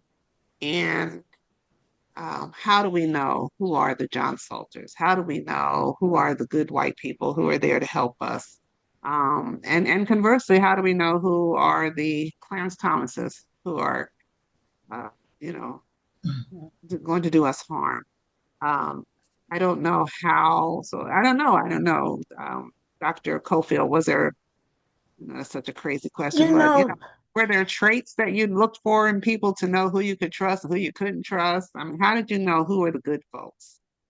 Well, I don't know that they were so labeled, but your question made me think that when the civil rights movement started in the 60s, Dr. Martin Luther King was unknown at the beginning. All these brave people, people were dropping out of college. I mean, leaving their college studies to come south to help to go into the communities and to work with people. These leaders just rise up. There are these people who have all these gifts of leadership and all this courage and all this desire to fight for justice. And when the time comes, they just appear.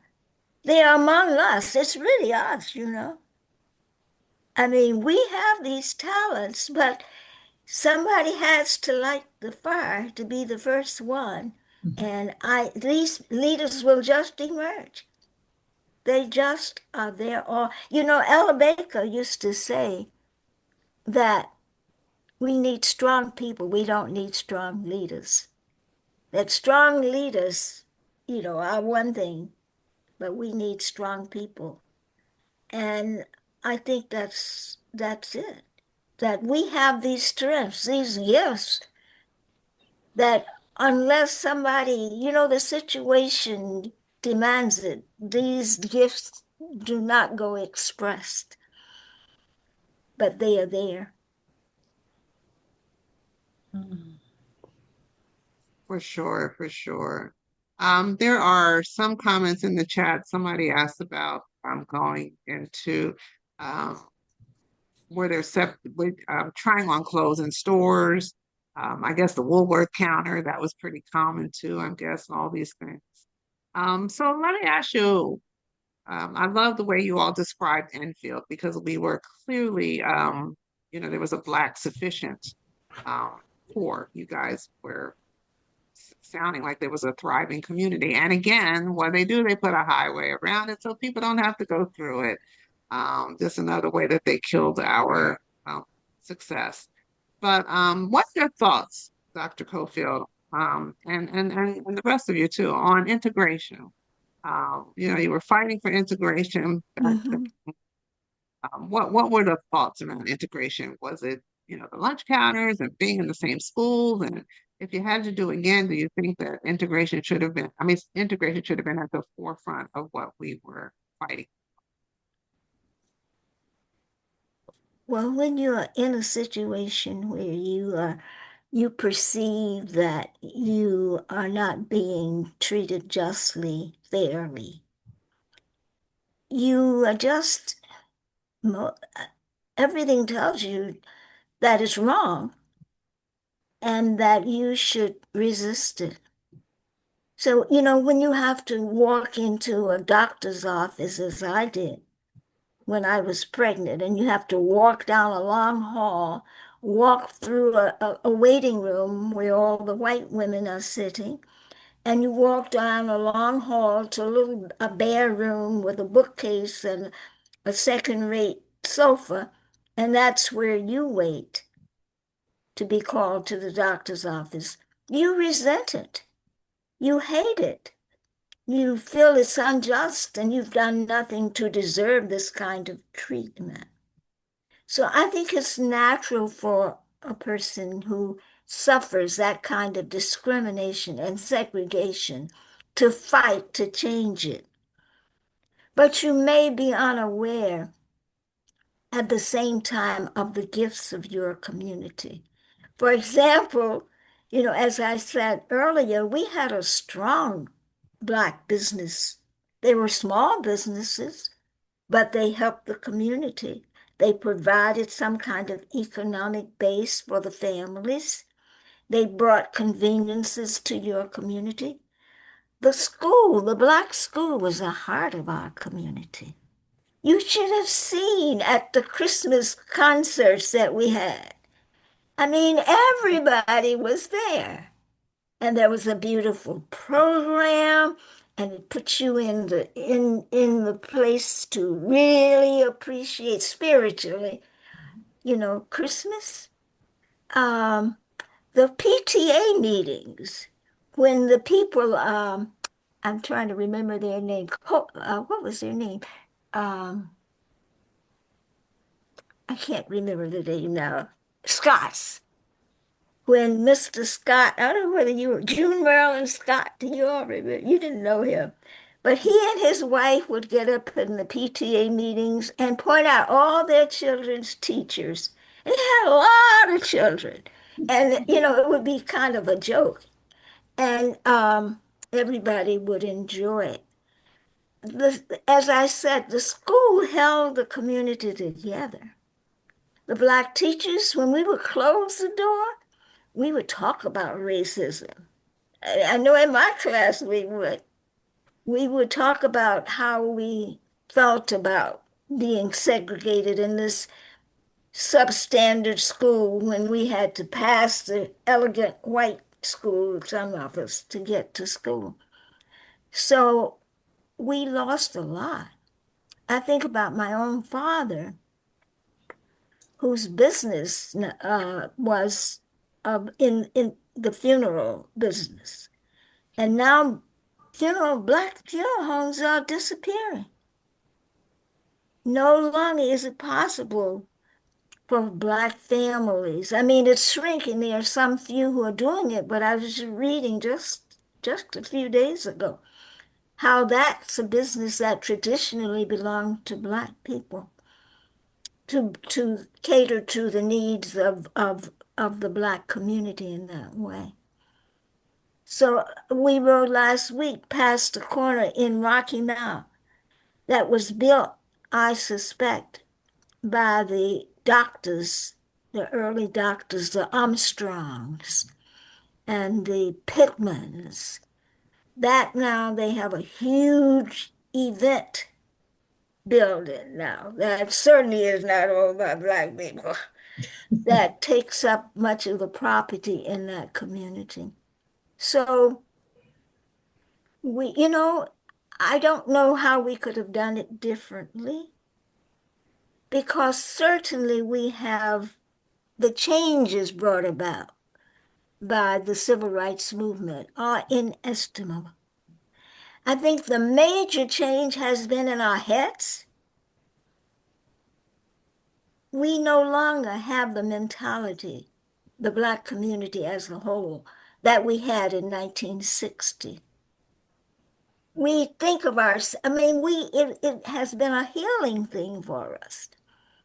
We have more self-perception to see who we are and what we can do than we ever dreamed of having in 1960.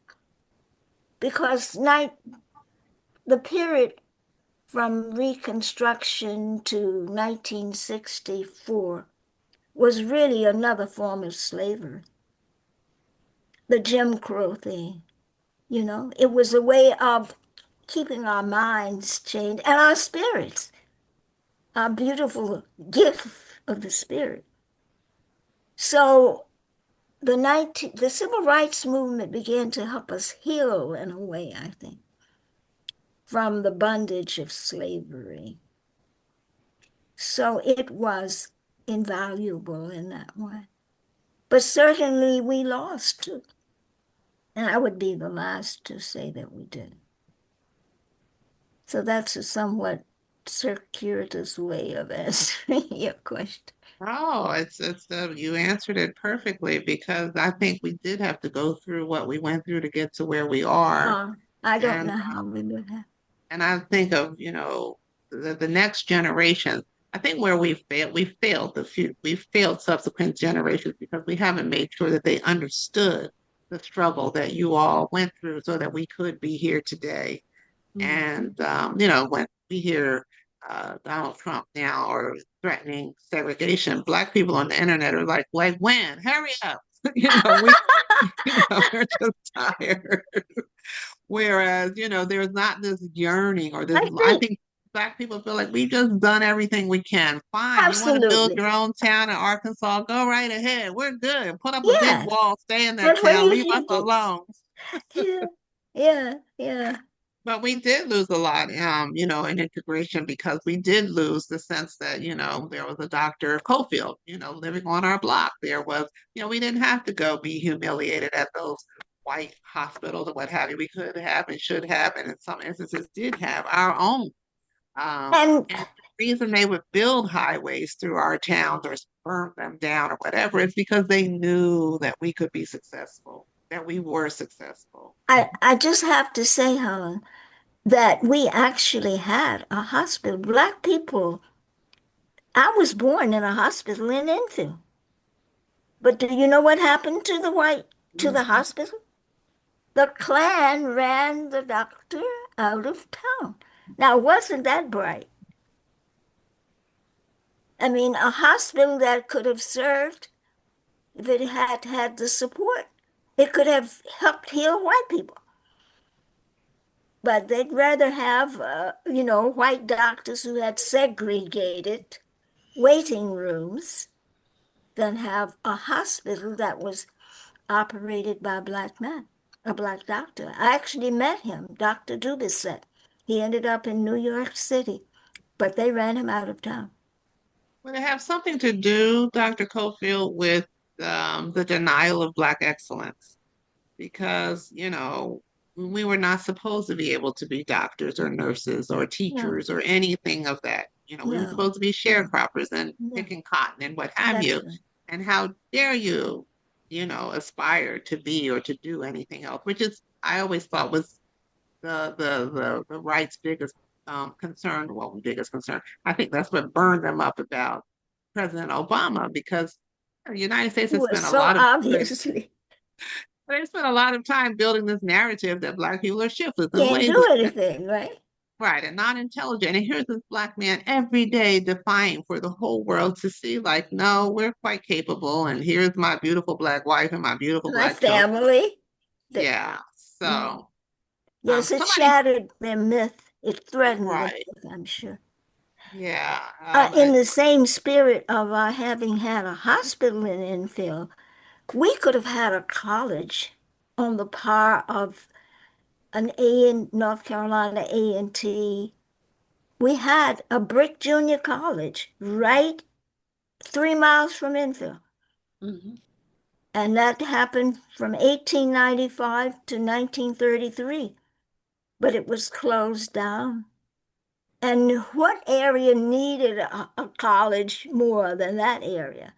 But the white and philanthropists of the time said, if they need to go, there are already too many Black colleges in North Carolina. If they need to go to college, let them go to Raleigh. So very little vision, very little foresight, very little thought about the general community. Everything's about me getting rich. So that has been the focus. How can we keep these people on these plantations and grow more cotton and tobacco and destroy the land and destroy ourselves as well? Willa and I often talk about this subject. Yes. And sometimes it gets very, very intense because I'm against integration. Not always, but I'm come to learning that it was an organized, concerted effort, because there's so many examples of our excellence. There are towns, up Tulsa, Oklahoma, for instance. Everything was there that we needed, but as Willa said, they did not want that to be. They didn't want to sit back and watch us just shine. So I think it was a concerted effort to integrate us so that they can take all our power. I mean, even now they want to take people's intellectual power. They want to own everything about us and want it under our control. And integration, to me, that was a way for them to do that. I mean, I understand, and I was the feel of all of that, and I've been there. But I'm learning that I believe this government is an enemy to our people. And they're not going to do anything for us. Whatever they do, they make us think that it's for us, but ultimately they have another agenda, and they know how to mask what they're doing to make us think that, oh, this is good, so we go for it. But when we realize that they are our enemy, and that they're not going to tell us the truth, and they're not going to do anything good for us. So I know that's an unpopular opinion to many, but I'm just a very critical thinker when it comes to anything dealing with this system. Well, Actually, and I don't think you'll find many people who would disagree with what you said in this circle anyway. Um, when thinking about the school, so what happened to in Borden? Is that what it's called? In Borden, what happened to your school? When was it shut down? Because I've been trying to reach, do you all know the work of Dr. Vanessa Siddle Walker? You know? I I'll have never to heard send of that her. to you. I Yeah, wish I so and I'm looking as I talk to you because she wrote a book about anyway, I'm gonna say she did some work. There was a guy whose name is not coming to me right now. He was a teacher, and when they said they were shutting down all the black schools, um, which means, if they can control our education, then they control what we think of ourselves. They control how we, when I say they, I'm talking about, white folks, right? Um, but once there's control of what we of our minds and what we're learning, then they can control what we think about ourselves and how if you don't have a teacher who believes in you, and that's why when you called up, Miss Sexton and Miss Samuelson to come help you, because you were a teacher who had an impact on them, and they didn't think twice. I'm sure I'm speaking for them now, but they didn't think twice about coming to help you because you had an impact on their lives, and that's not what's happening um, with the school. So, what was it like when the school was shut down, and what happened to your school? Um, is there any history of the school? Did anybody keep Yeah. records of that school? Well, I was there when when the school was integrated. What happened was when I graduated from college, I went back home and taught at my high school. And the second year I was teaching, at the end of the school year 1970, we were moved over to the white school, to Enfield graded school, and all of the teachers and students moved there. But what happened was they closed the high school down. Nothing happened there after that point because all of the action now is at Enfield graded school.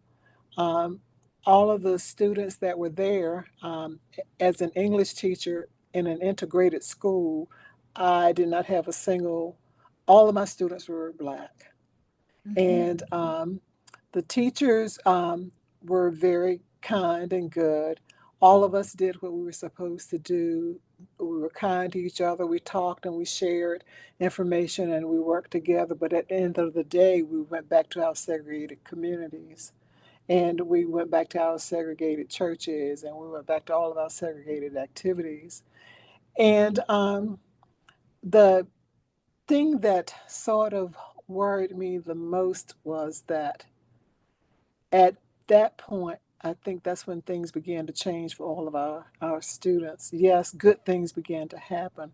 But as I wrote in the book, I became concerned because after 1970, kids born after 1970, they have no idea as to how we reach the point that we are as far as integration is concerned.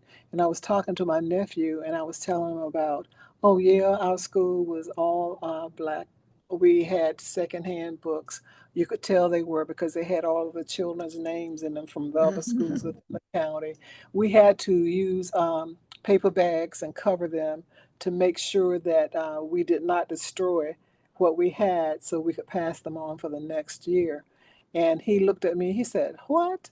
And I said, and of course, during that time, we could not go into restaurants. We could not go into the bathrooms we wanted to. We could not drink out of water fountains. We had to sit in certain places. And I went on and on. He just looked at me like, this is real. And I think he's 41 or 42 years old now. But he had so many questions. So how did you all get food? You couldn't go to the restaurant and order what you wanted. You couldn't get crab legs. And he was getting ridiculous at that point. But anyway, I said, no, we couldn't do that. And I think one of the things that concerns me now is because of what is happening with the education system and how the changes are being made in the Department of Education. We're going to miss out on a lot. We've already missed out on a lot because we weren't learning Black history in the beginning as it should have been learned. We read books like Huck Finn, Tom Sawyer, Uncle Tom's Cabin. But what we did in 9 O'Clock Whistle is facts. It's reality. It's the real story. And I'm reading a book now called James. I don't know whether or not you all have read that book, but it's from the perspective of Jim and Huck Finn, Tom Oh, Sawyer. yeah.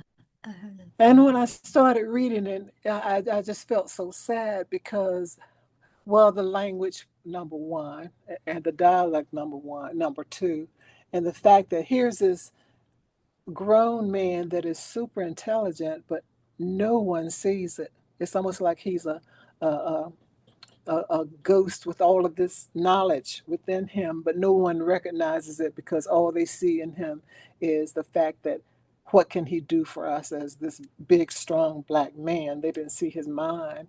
So I put the book down for a little while. And I said, if we don't share like 9 O'Clock Whistle with our kids and share with them actual facts, they will not understand and know what the makeup of the world is and where they are in jeopardy. I guess that's the right term. But that's my huge concern about it all, that the history isn't taught as it should be to our children. And that portion of integration might have a role in that. They're not getting and learning about the cruelties of that time, because I'm sure no race wants other races to know that they've mistreated people so poorly over a period of time. Mm-hmm. And as to the school, Helen, we rode past it last Sunday. The actual physical school is in a state of grave disrepair. It's just falling down. You can't do It's anything. just standing there in a poor community that has no place to meet as a community except the churches. This is just lost. It's as if nobody cares. It's just, not an asset at all. And But I'm sorry, but yet the graded school was renovated, and now I think it's it's an apartment living complex. assisted, complex. Seniors Beautiful. now live in what Yeah, was the high school. Enfield graded school. Mm-hmm. But it's really nice, and they let the building in border, and it's just nothing anymore. It's But all they right built now. a new school for the area, but it's not built in the town. It's out in the rural area. And the high schools are too, and the Yes, I met elementary. someone who taught in that school just Yeah. last weekend. Mm-hmm. Yeah. So I So dropped in the chats for you all, for everybody on this call. Please go to the chats and make sure you watch that. It's a lecture with Dr. Vanessa Fiddle Walker, and it's called The Lost Education of Horace Tate. And Horace Tate, and I forget what state it was, but when they said shut down the schools, he knew what was happening, and he had the foresight because they burned the curriculum, they burned everything down because they took credit for the work that the Black teachers had done. And this man had the foresight to, before they came to his school, he hauled all this stuff up into an attic or somewhere in the building, and it was just there for years and years and years. And she gets to go, she's the one who gets to go up into the attic and find this and go through it all. And because they tried to erase the work of the Black teachers. Right. Certainly they weren't going to teach the Black students what Dr. Cofield was teaching them. So, yeah. Right. And a lot of the artifacts from our high school, we don't know what happened to them. A lot of the teachers took things home. Like I know one teacher has a lot of the graduation pictures, classes within her house, and she has them posted. But Cynthia, I would love to know where all the basketball records are, because Cynthia and I were on the championship basketball team, 3 years? So I would like to, know now, did I really make this many points during the game? That is history. Yeah. I would really like to know what about the people in general, the graduation class, the records that were kept, but Right. who knows where it is? Then you're going to really enjoy the video link that I just dropped in the chat. She's just phenomenal. I bought Miss Driver online because you had a question, Miss Driver. More like an observation. I'm Ruth. I am Cynthia's cousin.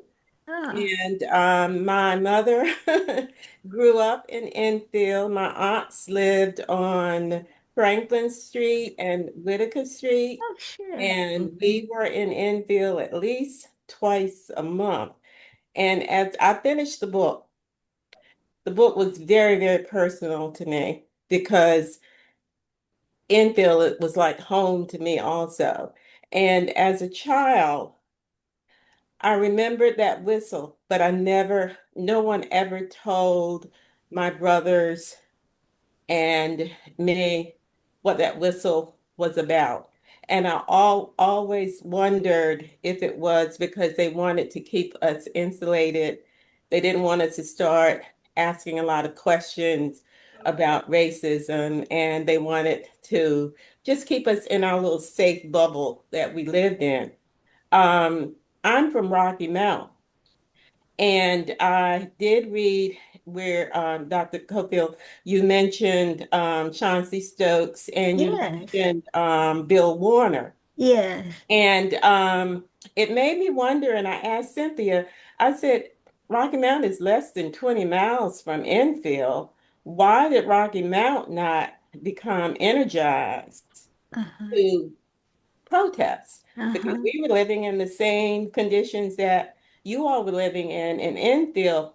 But the exception for us was, along with all of the businesses that you all had, we had in our Black community, we had 2 drugstores, and both of them had pharmacists. Right. We had 2 movie theaters. We had a park. We had a swimming pool. Yeah. We had, of course, the doctors, the lawyers, the dentists, and so forth and so on. We didn't have a bank on our side of town. We didn't have big department stores on our side of town. So the only time that we really came into contact with white people was when we had to go across the railroad tracks down to the shop. Yeah. And I was wondering, Dr. Cofield, in your close circle with the Warners and the and the Stokes, if they ever said anything to you about why we never physically, I was in college at that time, so I was away. But why there was never, do you think it was, we're doing fine over here, we don't want to upset the apple cart, or? I don't know, but I do know that Bill would come to our meetings in Enfield. And so they did know about it and they did help us. And Chauncey was really responsible for my finding employment. Right. I guess I talk about that in the book. But I don't know why Rocky Mount. I think what it does point out is the exceptionalism of our community, that we were a very small town with nothing like the resources or the educated people in Enfield that you had in Rocky Mount. But it was because of the nature, I think, the personality of people like Cynthia's mother, Lily Smith, and the courage of Reed Johnson, my husband, and Tyler Vaughn, and other people. And maybe we just were kind of foolhardy. We didn't understand the risk that we were taking in initiating that movement in Enfield. There was, that whole part of North Carolina is very different from the Durhams and the Raleighs and Charlotte and all. And I think it's the heritage. That was the heart of the slave community. That's where most of the Black people in North Carolina lived, but they lived on plantations. And I think it's still, very different from central North Carolina, Right. western North Thank you. And I also read that when you all were boycotting, that you came to Rocky Mount for your for shopping. Yes, that's You had to exactly go to right. department stores and to get, shoes and clothes, furniture, That's and so exactly forth. right. We did. We did all our lives. No, Rocky Mount was the center, the hospitals, Yeah. and the special doctors, the doctors in special fields and all were in Rocky Mount. So it was a big city for us. It was like here in Plainfield, everybody talks about going into New York City. The Rocky, sometimes I almost say we're going, when I mean going to New York, I'll say we're going to Rocky Mount. Right. My aunts would come over to Rocky Mount on the weekends and they shopped, and we always had a wonderful time with them. Yes, And we have thank a wonderful you family. so And very much. Right. thank Thank you. you so very much for answering my question or Yes, telling well, me. thank you so much for asking. It's nice to meet you. Great Thank you. question. Great question. Look, before we sign off, there are notices and the two things that I want you all to be sure and share. One, where can people get the documentary? And two, do you do screenings? So are you coming to communities for screenings? Can people do what we're doing here today? Can you meet with other organizations online? So tell us how we can make sure this film is out there and people are seeing it and hearing about it. Well, what's our answer, Karen? Our answer to the film. We'd be happy to do screenings for organizations. The best way to reach us, you can reach us at 9whistle, the number 9whistle at gmail.com. Right. And the book is available online. You can order the book right now for half price from the University Press. the University Press of Mississippi. If you go to their website, the book normally sells for $28. And we've had a great reception. I've had people buy as many as 8 copies because they wanted to share it with family members and friends. So that's the answer. Yeah, so I put the link in the chat. So I'm copying it again, so I'll put it here again for you to purchase the book. But talk to us about I'm coming to different communities doing somebody in here said that they saw it at one of the film festivals. So where else and how else can people see the documentary? And if they want you, can you put that information in the chat, Karen, how to contact you personally? And also there's a website. If one of you all could drop the link for the website in the chat, that would be great. Well, before we sign off, I certainly want to thank you, Helen, for making this possible for us and being so gracious and lovely with your time, because we pestered you a bit. Not at all. And I also want to repeat my words of gratitude to Robin Hall and to her cousin, Jocelyn, whose last name has, again, I've forgotten, and to Marquette Harris, who also has been helping publicize, and to all of you, my colleagues and friends who have joined us for this afternoon. It's been a wonderful conversation from my perspective, and for Mary Ann for setting aside some other very important things she's involved in to be She part wasn't of going to be this. able to stay the whole time. Marianne, you've stayed the whole time, so you've enjoyed it, I guess. And the name is Jocelyn White, just so you know. Jocelyn White, right. Jocelyn is a regular and active member of When Black Women Gather, and I'm so happy she introduced us to be able to do this. It's been a wonderful, wonderful conversation. But Marianne, were we that interesting that you just didn't leave us?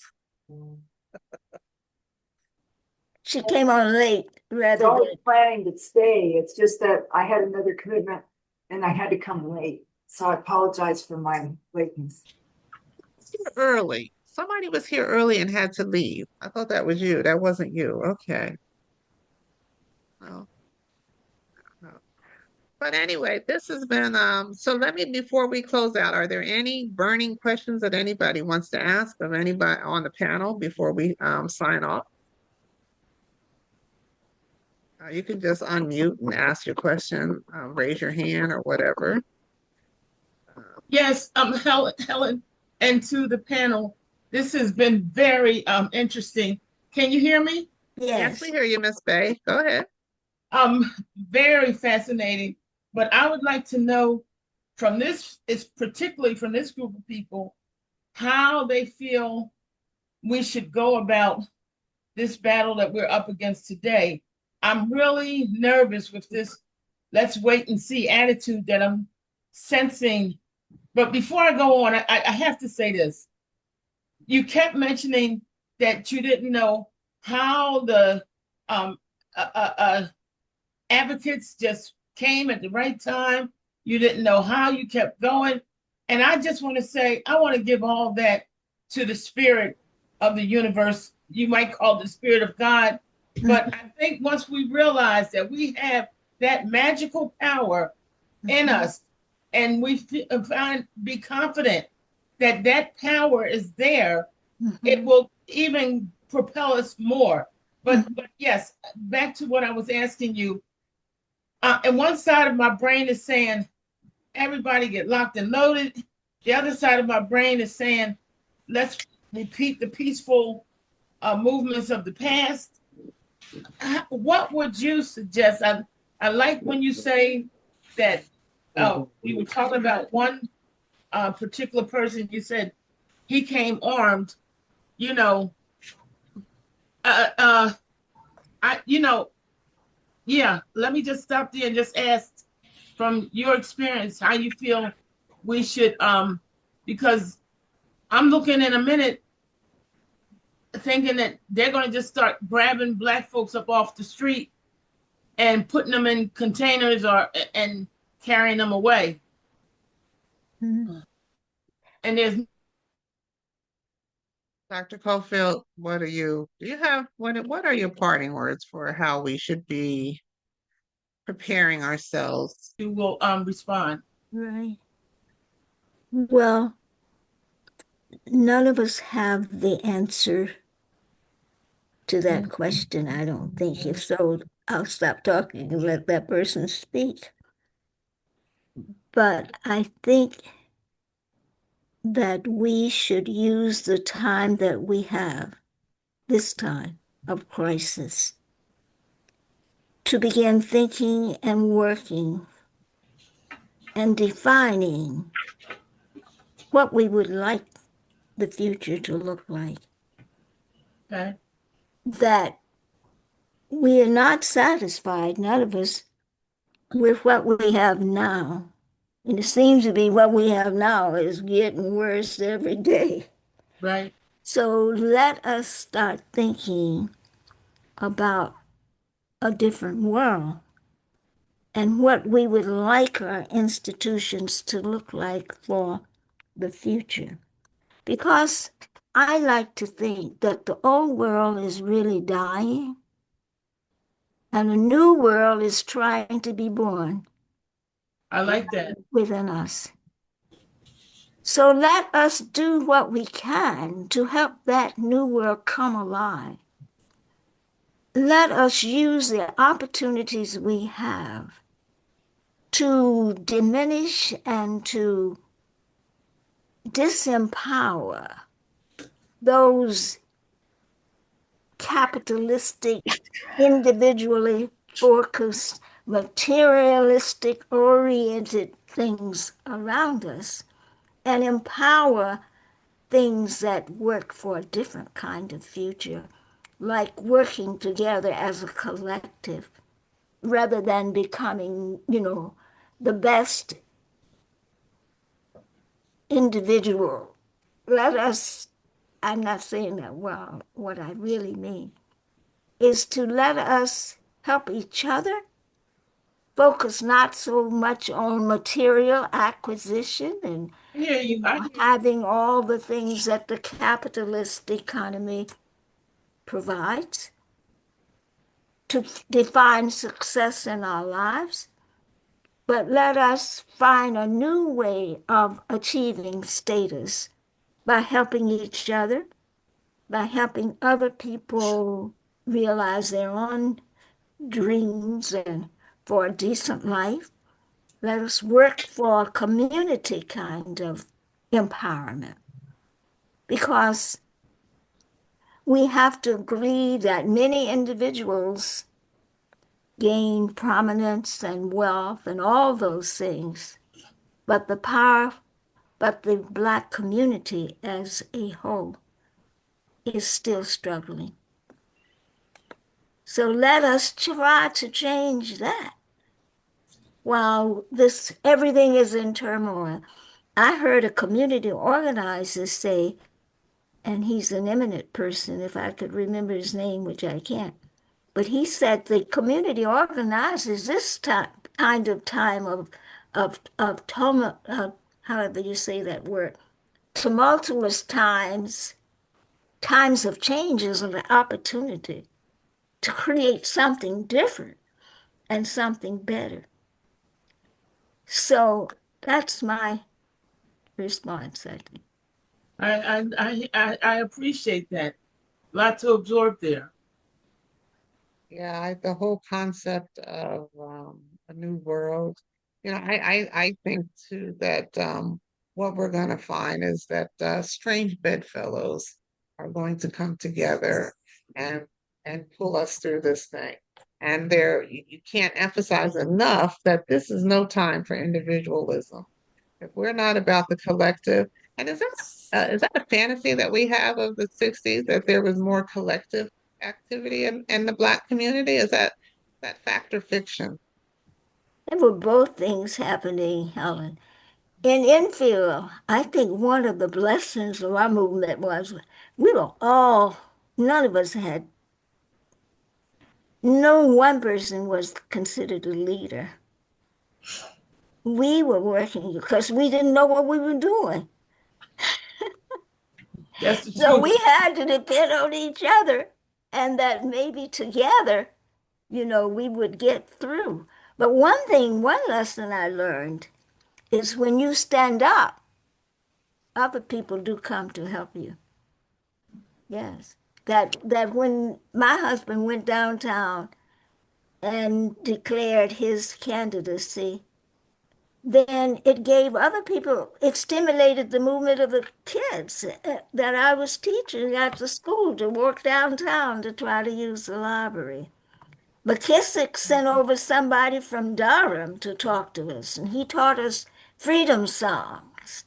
And SNCC came in, and the NAACP sent the youth commandos. So people were ready. We were ready, and we were more ready than we knew. Helen, Go ahead. Go ahead. Having been a product of the 60s and a follower of Dr. Martin Luther King and those who came after him in the John Lewis environment, I tell you that because that will show you my biases. At that time, we had a very visible leader who had a vision. Mm-hmm. Now, he was not without his detractors. He was not without criticism from many others who had different points of view. There were people who were opposed to the nonviolent approach, who wanted more violence and so forth. But for some reason, that leadership was successful. It was effective. Mm-hmm. Having said that, the NAACP was heavily involved, SCLC. Mm-hmm. The vision included the use of politics and power, which is what is driving us today. We need to vote every time we can, not just up ballot, but down ballot. The judges are important at your local level because they make the decisions and they are there for life in many instances. There's a lady in North Carolina who we need to keep an eye on. Willa, she came to your presentation at First Baptist. Judge Earls is her name. Keep an eye on those people who support your point of view. We've got to get elected officials into power, whether we want separate or a coordinated effort. The power is in the politics and the money, whether we like it or not. We need to support those efforts that represent our views, local efforts, larger efforts whenever we can. We were effective because there was a large group and there was a wide tent. Reverend Barber out of North Carolina is leading a poor people's march. He's gathering everybody, Black, white, Native American, Latino, you name it. It is a very powerful and movement. Join and participate and support those movements that support what we want to do. We cannot become complacent. Yes. That's one of the things that I am guilty of. I got comfortable. It's not that I wasn't treating people equitably, doing the things that I learned as an adult and doing those things professionally. But maybe Barack Obama said it when he spoke at Connecticut a few months back. He said, maybe we become complacent. You all got complacent when I was in office. So we've got to eliminate that complacency. We have to recognize that this fight is nothing new. It is repetitive. Since Lincoln freed the slaves, there was a reaction to put us back into those shackles and prevent economic opportunities. Then the Reconstruction. You can look at history and find that every time progress is made, someone steps up with an ideology that thinks that I'm not as intelligent as they. They are more powerful because of the color of their skin or who they're married to or the economic, some line that excludes us. That is going to continue as long as we're living and as long as our children are living. Accept it. We have to continue to fight. Now, we have been successful and effective over the years. But if you look, there are peaks and valleys, and they're going to continue to be. We just have the continuous fight to get people in power that we support, who do the right things. I believe in the justice. I wasn't looking to be integrated. I just wanted to be treated fair under the law. It says so on the Supreme Court building. I want people to execute and enforce the laws of the Constitution. I won't get into a debate about gerrymandering. It's illegal. I'll take the stuff that's legal. Just give me the stuff that I deserve and treat me equitably. Don't tell me where I should live. Don't tell me who I should marry. That's what's important to me. And we have to never, ever become complacent. And now that some of us have, we need to get over it and fight for the rest of our lives. Well said. Beautiful. Well said. Amen. I love the passion. I love everything. You're absolutely right. Yeah. So I don't even know how to end this conversation. It's been so wonderful. And I can't thank you ladies enough for giving of your time to spend, and everybody who's still on this call. I mean, we're like two and a half hours in. So yeah. I thought we were going to end an hour ago, but I think when it's so important that we have these conversations. So I cannot thank you enough for spending this afternoon with us. And I don't know how to end it. Honestly, I don't, other than to say thank you. I think the last words that we heard from you, Dr. Cofield, were so powerful. And we have got to, we can't stress enough that we have got to come together as one. Put all those differences aside. And the way that you all have collaborated on this project, we all need to be uplifting one another in the same way, no matter what the project is, right? Absolutely. Taking over the education. Like, I remember we had Sister Sonia Sanchez, when she was on, she told us the importance of Saturday school. Do we go back to Saturday schools? Educating ourselves and our children about what happens, in Enfield. And the beautiful thing about Enfield is that we hear about the Martin Luther Kings and the Ella Bakers. We don't hear about what was happening in the small towns, right? That's right. And this notion that Black people were just sitting around, not fighting back, not trying to, overcome is just not good. So this is good to meet you all, to know that here's a small town. This is what they did, and it made history. It had an impact. Yes, absolutely. On that Thank you. note, I don't know. Can we all just unmute and do what we do? I'll see if I can bring everybody on the screen. If I can stop all of these spotlights. Can you help me unspotlight people, Karen? And we'll just I have to tell you guys, when I first reached out to Dr. Cofield, we were supposed to do this a few weeks back. Well, I'll let you know that our 97-year-old teenager had gone to she had gone to what was it, a senior's prom. Oh, dear. Prom. Yes, and she was at a senior's prom. It was the theme was the 70s, and she had caught COVID.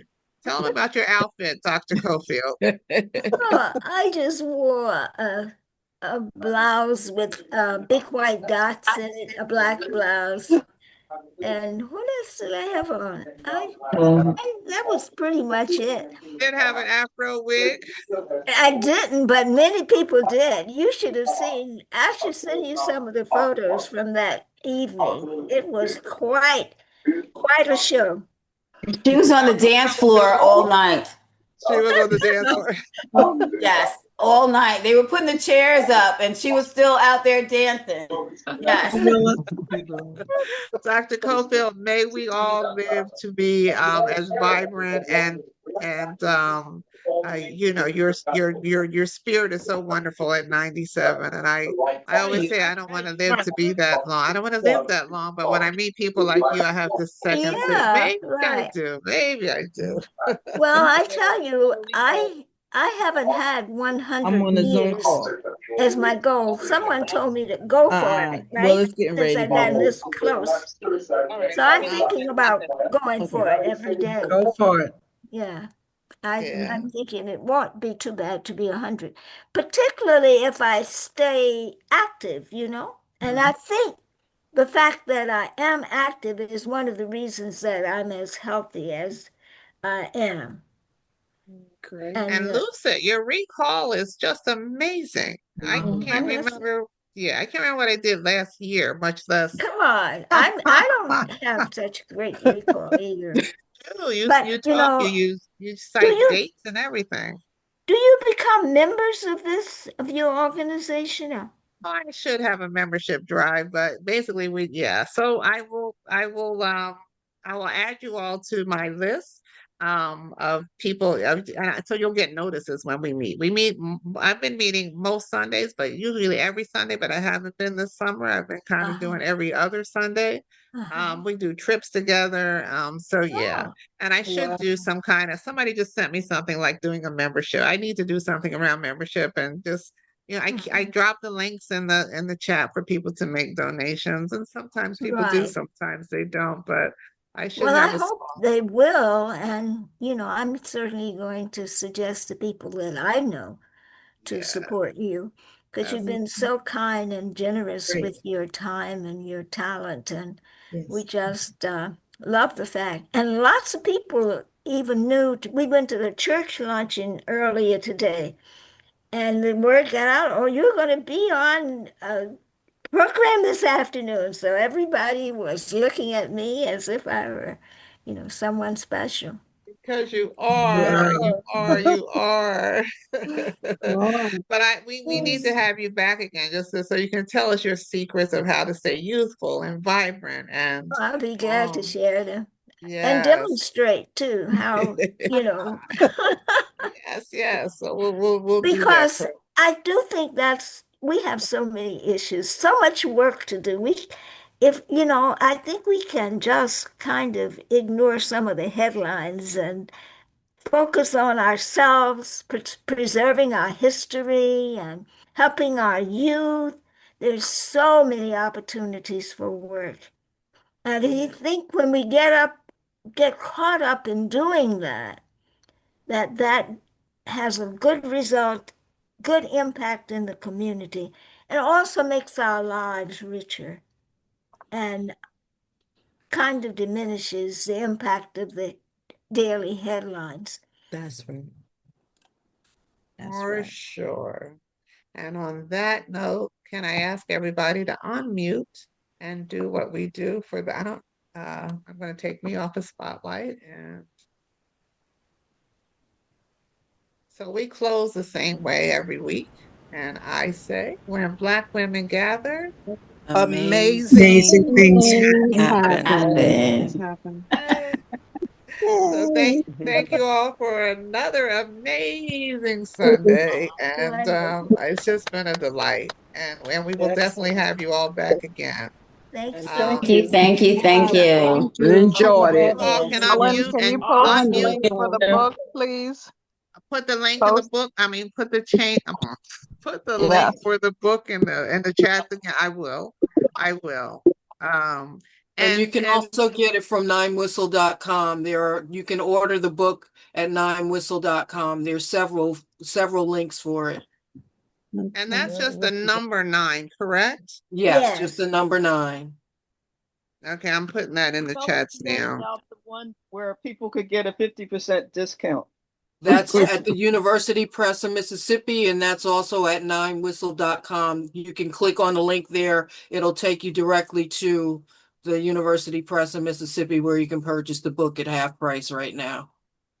And the book reads so easy. I'm sorry to say I'm not finished it, but trust me, it reads so well. What I read so far. So thank you. Helen, somebody just put in the chat that they, as a child, they saw the cross that was burned in front of the house. Yes, Oh, really? Oh, was that you, Miss Murphy? that was me, Oh, Andrea Ampray, Andrea Qualls Oh, Ampray. Amphrey. I don't know where I'm seeing Murphy. Forgive me. I just gave you a whole new name. Hi, Miss Amphrey. thank You, you. as a child, where did you grow up? I was born in Enfield. My parents moved to Washington, D.C.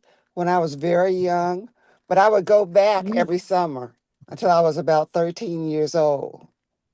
And Cynthia is my cousin, and my understanding is that Willa is the cousin on my father's side of the family. So it was wonderful to hear you all talk about home today. I just left there a few hours ago. It is alive and well, and we just need to make it grow. Yes. Thank you for sharing. Awesome. To do a whole thing just on, I just think there's so many rich voices in our community, and we just don't know who they are. We don't have spaces for them. When I lived in New Jersey, one of the things that I would do is whenever a Black film would come out, I had an arrangement with the theater, and they would allow me to show the film, invite the community in, and then we would stay for like 45 minutes to an hour and just have conversation. And I'm telling you, when after one of the, it was always after a Black film, and to just know, like the people who were just living amongst you that you did not know who they were, what had been their experiences. So we have done a bad job at passing on our history. We got to do better. We got to do better. So yeah. But on that note, does anybody have anything else they want to say before we sign off? Yes. Hi, this is Stephanie, Sister Stephanie. Hey, how are you? I'm good. What a blessing to be here. This is so fantastic. So if I wanted to coordinate a screening, I would contact you at 9whistle@gmail. Is that correct? Yes, that's fine. Okay. Well, I'll get in touch because I want to do. I have some ideas. I would love for young people to see this, as well as I'm also a member of Delta Sigma Theta. All right. I'm a charter member. Yes, how many just Deltas are on this call? Can you put a red heart or something? I mean, I know I see Barbara Bracy is here. Oh yeah, That's let me give right. y'all a minute. Do your thing. Beautiful. Yes. Well, I tried the line that I charted. We just celebrated 51 years. Oh my goodness. We have a Congratulations. legacy of at least 400 young women. Wow. So I'm gonna definitely speak to some people and coordinate in that regard. And also, I'm still working at 73. I work with young people, and so so it's a couple of things I'd like to do in terms of screening. So I will definitely get in touch. Oh, thank you. And Helen, thank you so much for being a blessing. Yes, yes. Thank you, Miss Dyer.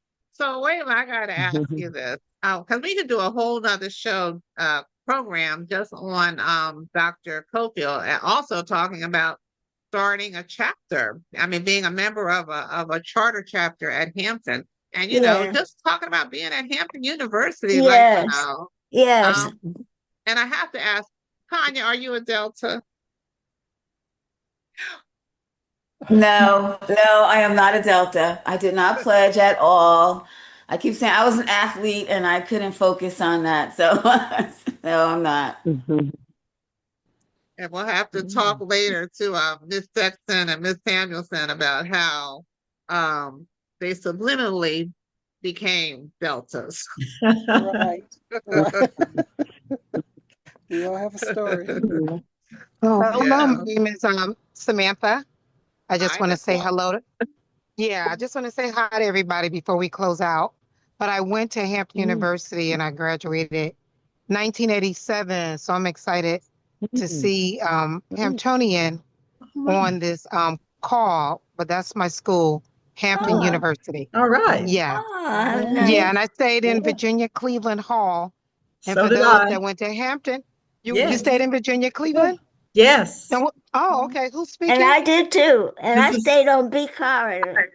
Oh, you stayed on B corridor. I think I stayed on B corridor. Yes. Yeah, and I love Hampton University. I live in Sacramento, California. And I also wow. wanted to say, we were talking about history. I have the Black Inventors book, which features a lot of things invented by African Americans. And a lot of our patents were stolen. So if somebody was See, that's interested, right. yeah, and we have the Black Inventors book and we have the poster. You can contact me. I can give out my number or you can contact Helen, but we do have it available. My phone number is 916-980-6778. And this book has a lot of history, particularly the stolen history about all our Black inventors. So I just want to say hello, particularly to my Hampton sisters, Thank you. everybody. And I might have taught you if you were there in 87. Yeah, I was there. I finished in 87, yes. Uh-huh. Okay. I wanted Yeah. to say we've talked about women, but we do have a few men on this call. One I know was active in the chats, and my good friend Don Viepres is here. Don, did you want to leave us with a few words of your impressions of today? I always call him out. You do. I have been sitting with my eyes closed because I just had eye surgery, severe eye surgery. And that has allowed me to have sharp insight and sharpened insight. And I have absorbed every word, every moment of this blessing, Helen, that you have brought us today. And this conversation led by an elder who has walked this earth for almost 97 years, that we have the privilege of listening to her story and that of others within her collaborative. And this story, this collaborative, these enormous sacrifices, this narrative, this lost story is exactly what has been missing throughout our past and our present and has ignited Some of us, again, to step forward to deal with the resistance, to deal with the organization, to deal with the actual cultural revolution that we are ensnarled in, whether we like it or not, to put steel in our spine, to speak up and not stay silent, to stand up and not be complacent, Yes. and to set the example for those that are yet to be born. Beautiful. And that is exactly what you did and laid out today. And I salute you. And I say to you, as unstoppable as you are, you're not done yet. You're just beginning. And we are going to be the wind beneath your wings. Amen. Wonderful. God. What a beautiful story. Okay, Helen. So y'all Helen. see why I always have him speak, right? Yes, I see why. Hey, Helen. Yes, Miss Samuelson. One of Willa's friends is on the call, and Willa doesn't know it. It is Carolyn Powell Dubois, Laura Powell's daughter from Enfield, North Carolina. And she is not only a Hamptonian, she is a Delta and a longtime friend of Willa's. They go way back. Oh. Did she want to speak to us? I see Wanda has her hand up, but are they here? Do they want to speak? The people you just mentioned? I don't know. Or you just wanted to let them know that yes, Dr. Cofield know they're here. That she's here, Carolyn Dubois. That's a beautiful, beautiful secret. that you Everybody loves you, loves you. Go ahead, Yes. Wanda. What's your question? Wanda? Yeah, I look kind of crazy, so I'm going to keep it. Well, it's too late. You're going to see me looking crazy now, actually, unmuted. But anyhow, I just wanted to say that, I wasn't feeling very well earlier, and I wasn't sure that I was going to actually join the conversation, but I'm really, really so glad that I did, not just from the standpoint that I am a Delta. I actually was a officer when I was an undergrad, and but also just from the standpoint of the history and just the beautiful story and the spirit of what has been, told. And I just wanted to say also in response to something that was said in regards to, I think, Helen, you were bringing up how so much of our history is not known, and how really, truly every family probably has someone of significance that did something that we probably have not heard or have shared. And earlier on, when I was an undergrad, I actually was instrumental in videotaping one of our founders, founder Bertha Pitts Campbell. It was very difficult because at that time it was not, the significance of doing that was not really emphasized. And so I did this, and I created, I actually have a documentary that I did back in the day when VHS was still around, and I kind of changed it to DVD, and now DVD is out, and I incorporated some things. But I'm saying that more from the standpoint that,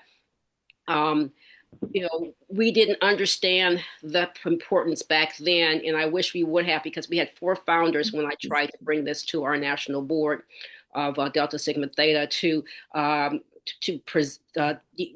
put together, the biography or some stories of these beautiful women. And so I did what I could do on my own, and what I had done since that time, which helped me to be able to create the story, was create a little company, so to speak, called Your Heritage Production.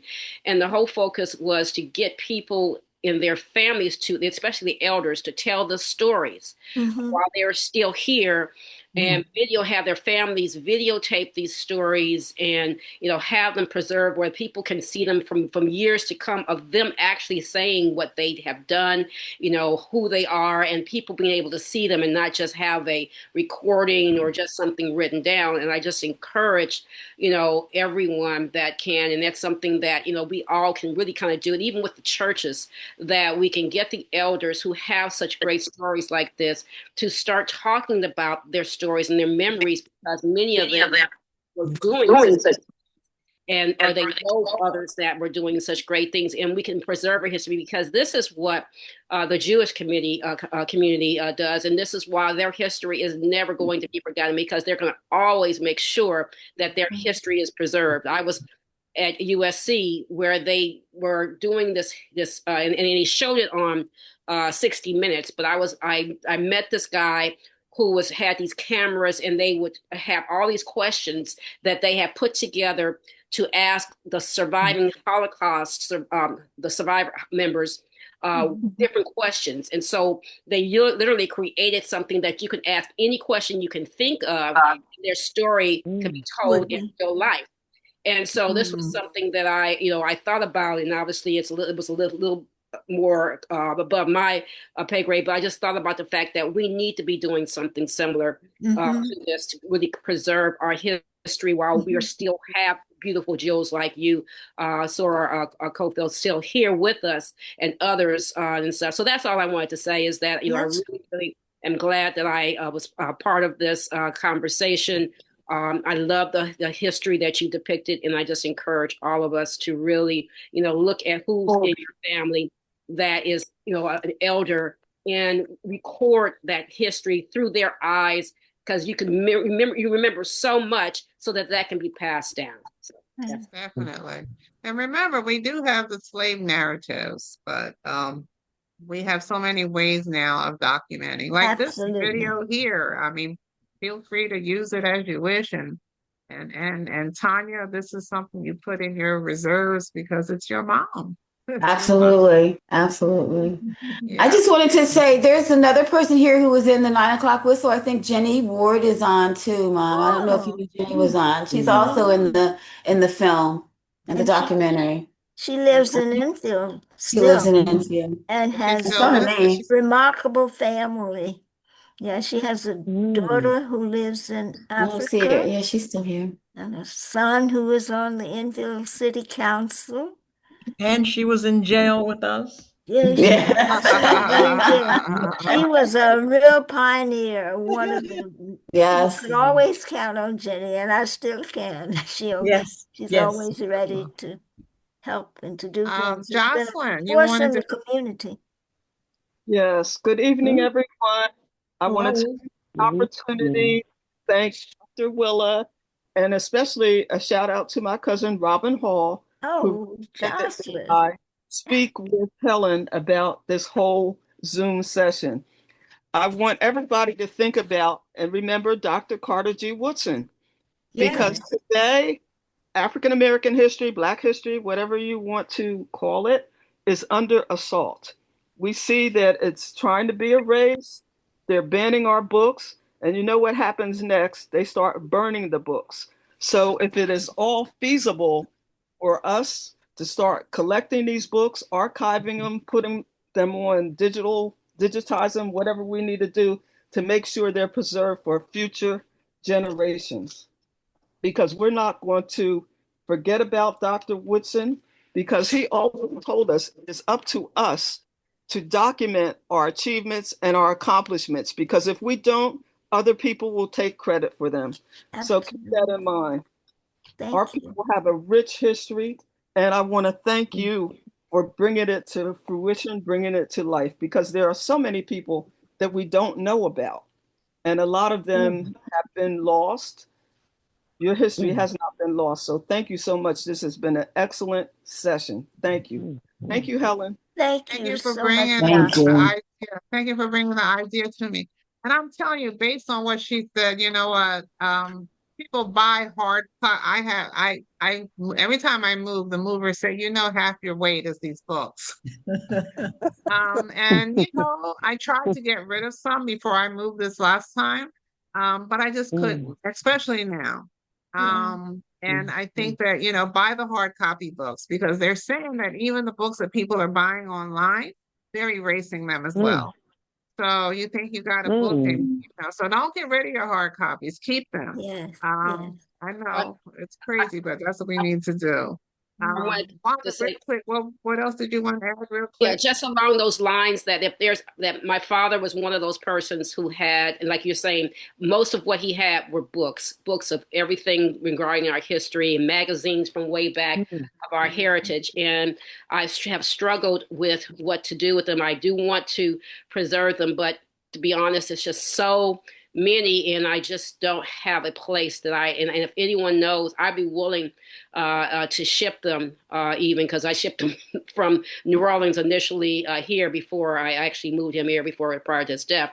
And so I am looking for a place that would, be willing to honor, those books. I mean, there's so many different.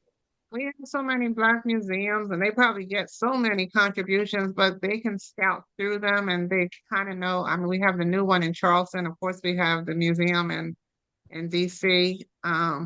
So I don't know. And of course, there's the HBCUs that you can ship these things to, but you want to make sure that somebody's going to get them who's going to take care of them. So if anybody knows something, some place that, really that I could, maybe contact him, whatever, I definitely would appreciate that, because I don't know out here. I'm in the Los Angeles area. We used to have a library that I think was kind of collecting, and I think something happened with that. But in any event, I am looking for that. So. Cynthia, could you talk about your work didn't you do something with the links on sending books to Africa? Or did you? We collected books.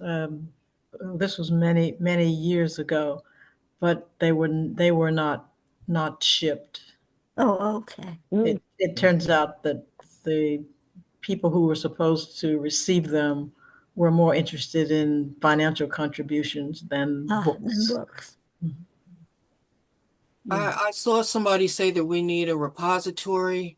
If you're in New Jersey, there's a collection of African American books in Plainfield Library, over 2,000. They're rare books by all Black authors, and books about Black people. The book collection was part of my grandfather and my mother's collection, and my mother ended up donating the collection to the public library. So for the person looking for a place, keep trying public libraries. Okay, I will look into that. Thank you.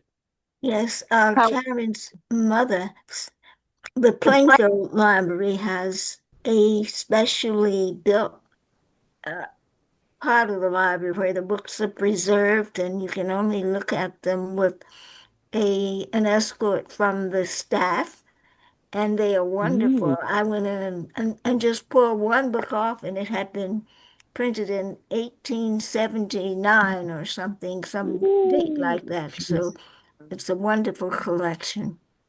That's the same way it is at the Schomburg. You can't take your Right. book bag in. You can go and you can read, but you can't take anything in with you. You can't take anything out. I mean, no book bags or anything out Yeah. with you. They're watching you. The question is, as because they are public, will they be endangered at some point? Well, as long as we stay in New Jersey, we're okay. In New York. At least so far. At least so far.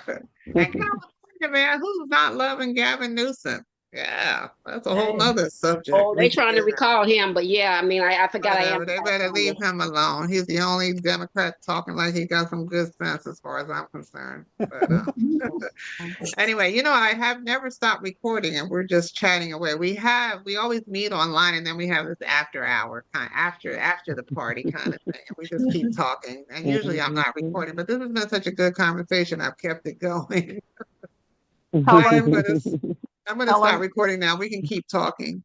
Yes. Helen, you have that group of professors where they were collecting Black history stories. I think we met with them when Janetta Coleman and a number of other professors were on that call after the election. Janice, I don't think Dr. Janice made this call, but I can circle back with her and find out what that was about. I know what you're talking about. Somebody in that group is doing the collection of the stories as well as the artifacts. Okay. I just can't remember who it was. Okay. Yeah. I saw your note, but I thought you were talking about something with Howard, the other I'm sorry, the real HU. But Oh, we won't don't go there. start. Oh, wow. Oh, Well, wow. No, don't go there. because No. Dr. Cofield, where did you go to school? What was it called? So I'm just asking. Ooh, Oh, that's I went. cold. That's cold. We won't start with the moment, Helen. We'll be coming to it. I need to hear her say, what was the name of your school, Dr. Cofield? Oh, Hampton? Yes. But I went to Hampton Institute, you know. Institute. That's right. Okay. Yeah. I'm teasing. You know, they have this big, for those of you who don't know, there's this thing Yeah. about the real HU Oh, and yeah. Hampton Institute likes us to, Yes, that's for where those I of went us, to school. Like it right. used to be Tuskegee Institute and Hampton Institute. Because Yes. But Booker it's T, you always, know, who started Tuskegee was a Hampton graduate. yeah. Right. Yeah. And so he mimicked, I mean, he patterned a lot of the things at Tuskegee after Hampton. Yeah. But it has always been Howard University. I'm just I saying. think so. General Howard. Yes. And we know that Howard is the real HU, right, Helen? Oh, my goodness gracious. Oh, No, don't start. oh. I did That's my how we graduate all work got at in Howard. trouble. Yes. And that's This how is the trouble started. that's how it all started. Right, exactly. Shoot, I'm gonna start recording, but we can keep chatting a bit. This has been lovely. I am so glad that you all came. I'm trying to find the button to start recording. I am so glad that you all came and that you, for everybody here who stayed as long as you have, it's because it's been an enriching conversation that we don't have enough of. So, you know, we're having it here in this circle, but you know, as Wanda said, we all have people in our history. We have people in our family. Like, sit down and talk to them. Talk to our elders, especially now. We need to gain strength from them. And let's not think that, you know, because are you raising your hand, Maxine? You don't know how to use Yes, that Helen. I just apparatus. have one question I wanted to ask the ladies, but I wanted to wait until we are offline to ask Okay. if they see North Carolina as part of the new We're not South. offline yet. Hold on. Let me since you want to answer when we get offline. Yeah. So anyway, I'm going to stop recording at that point. If I can find the button.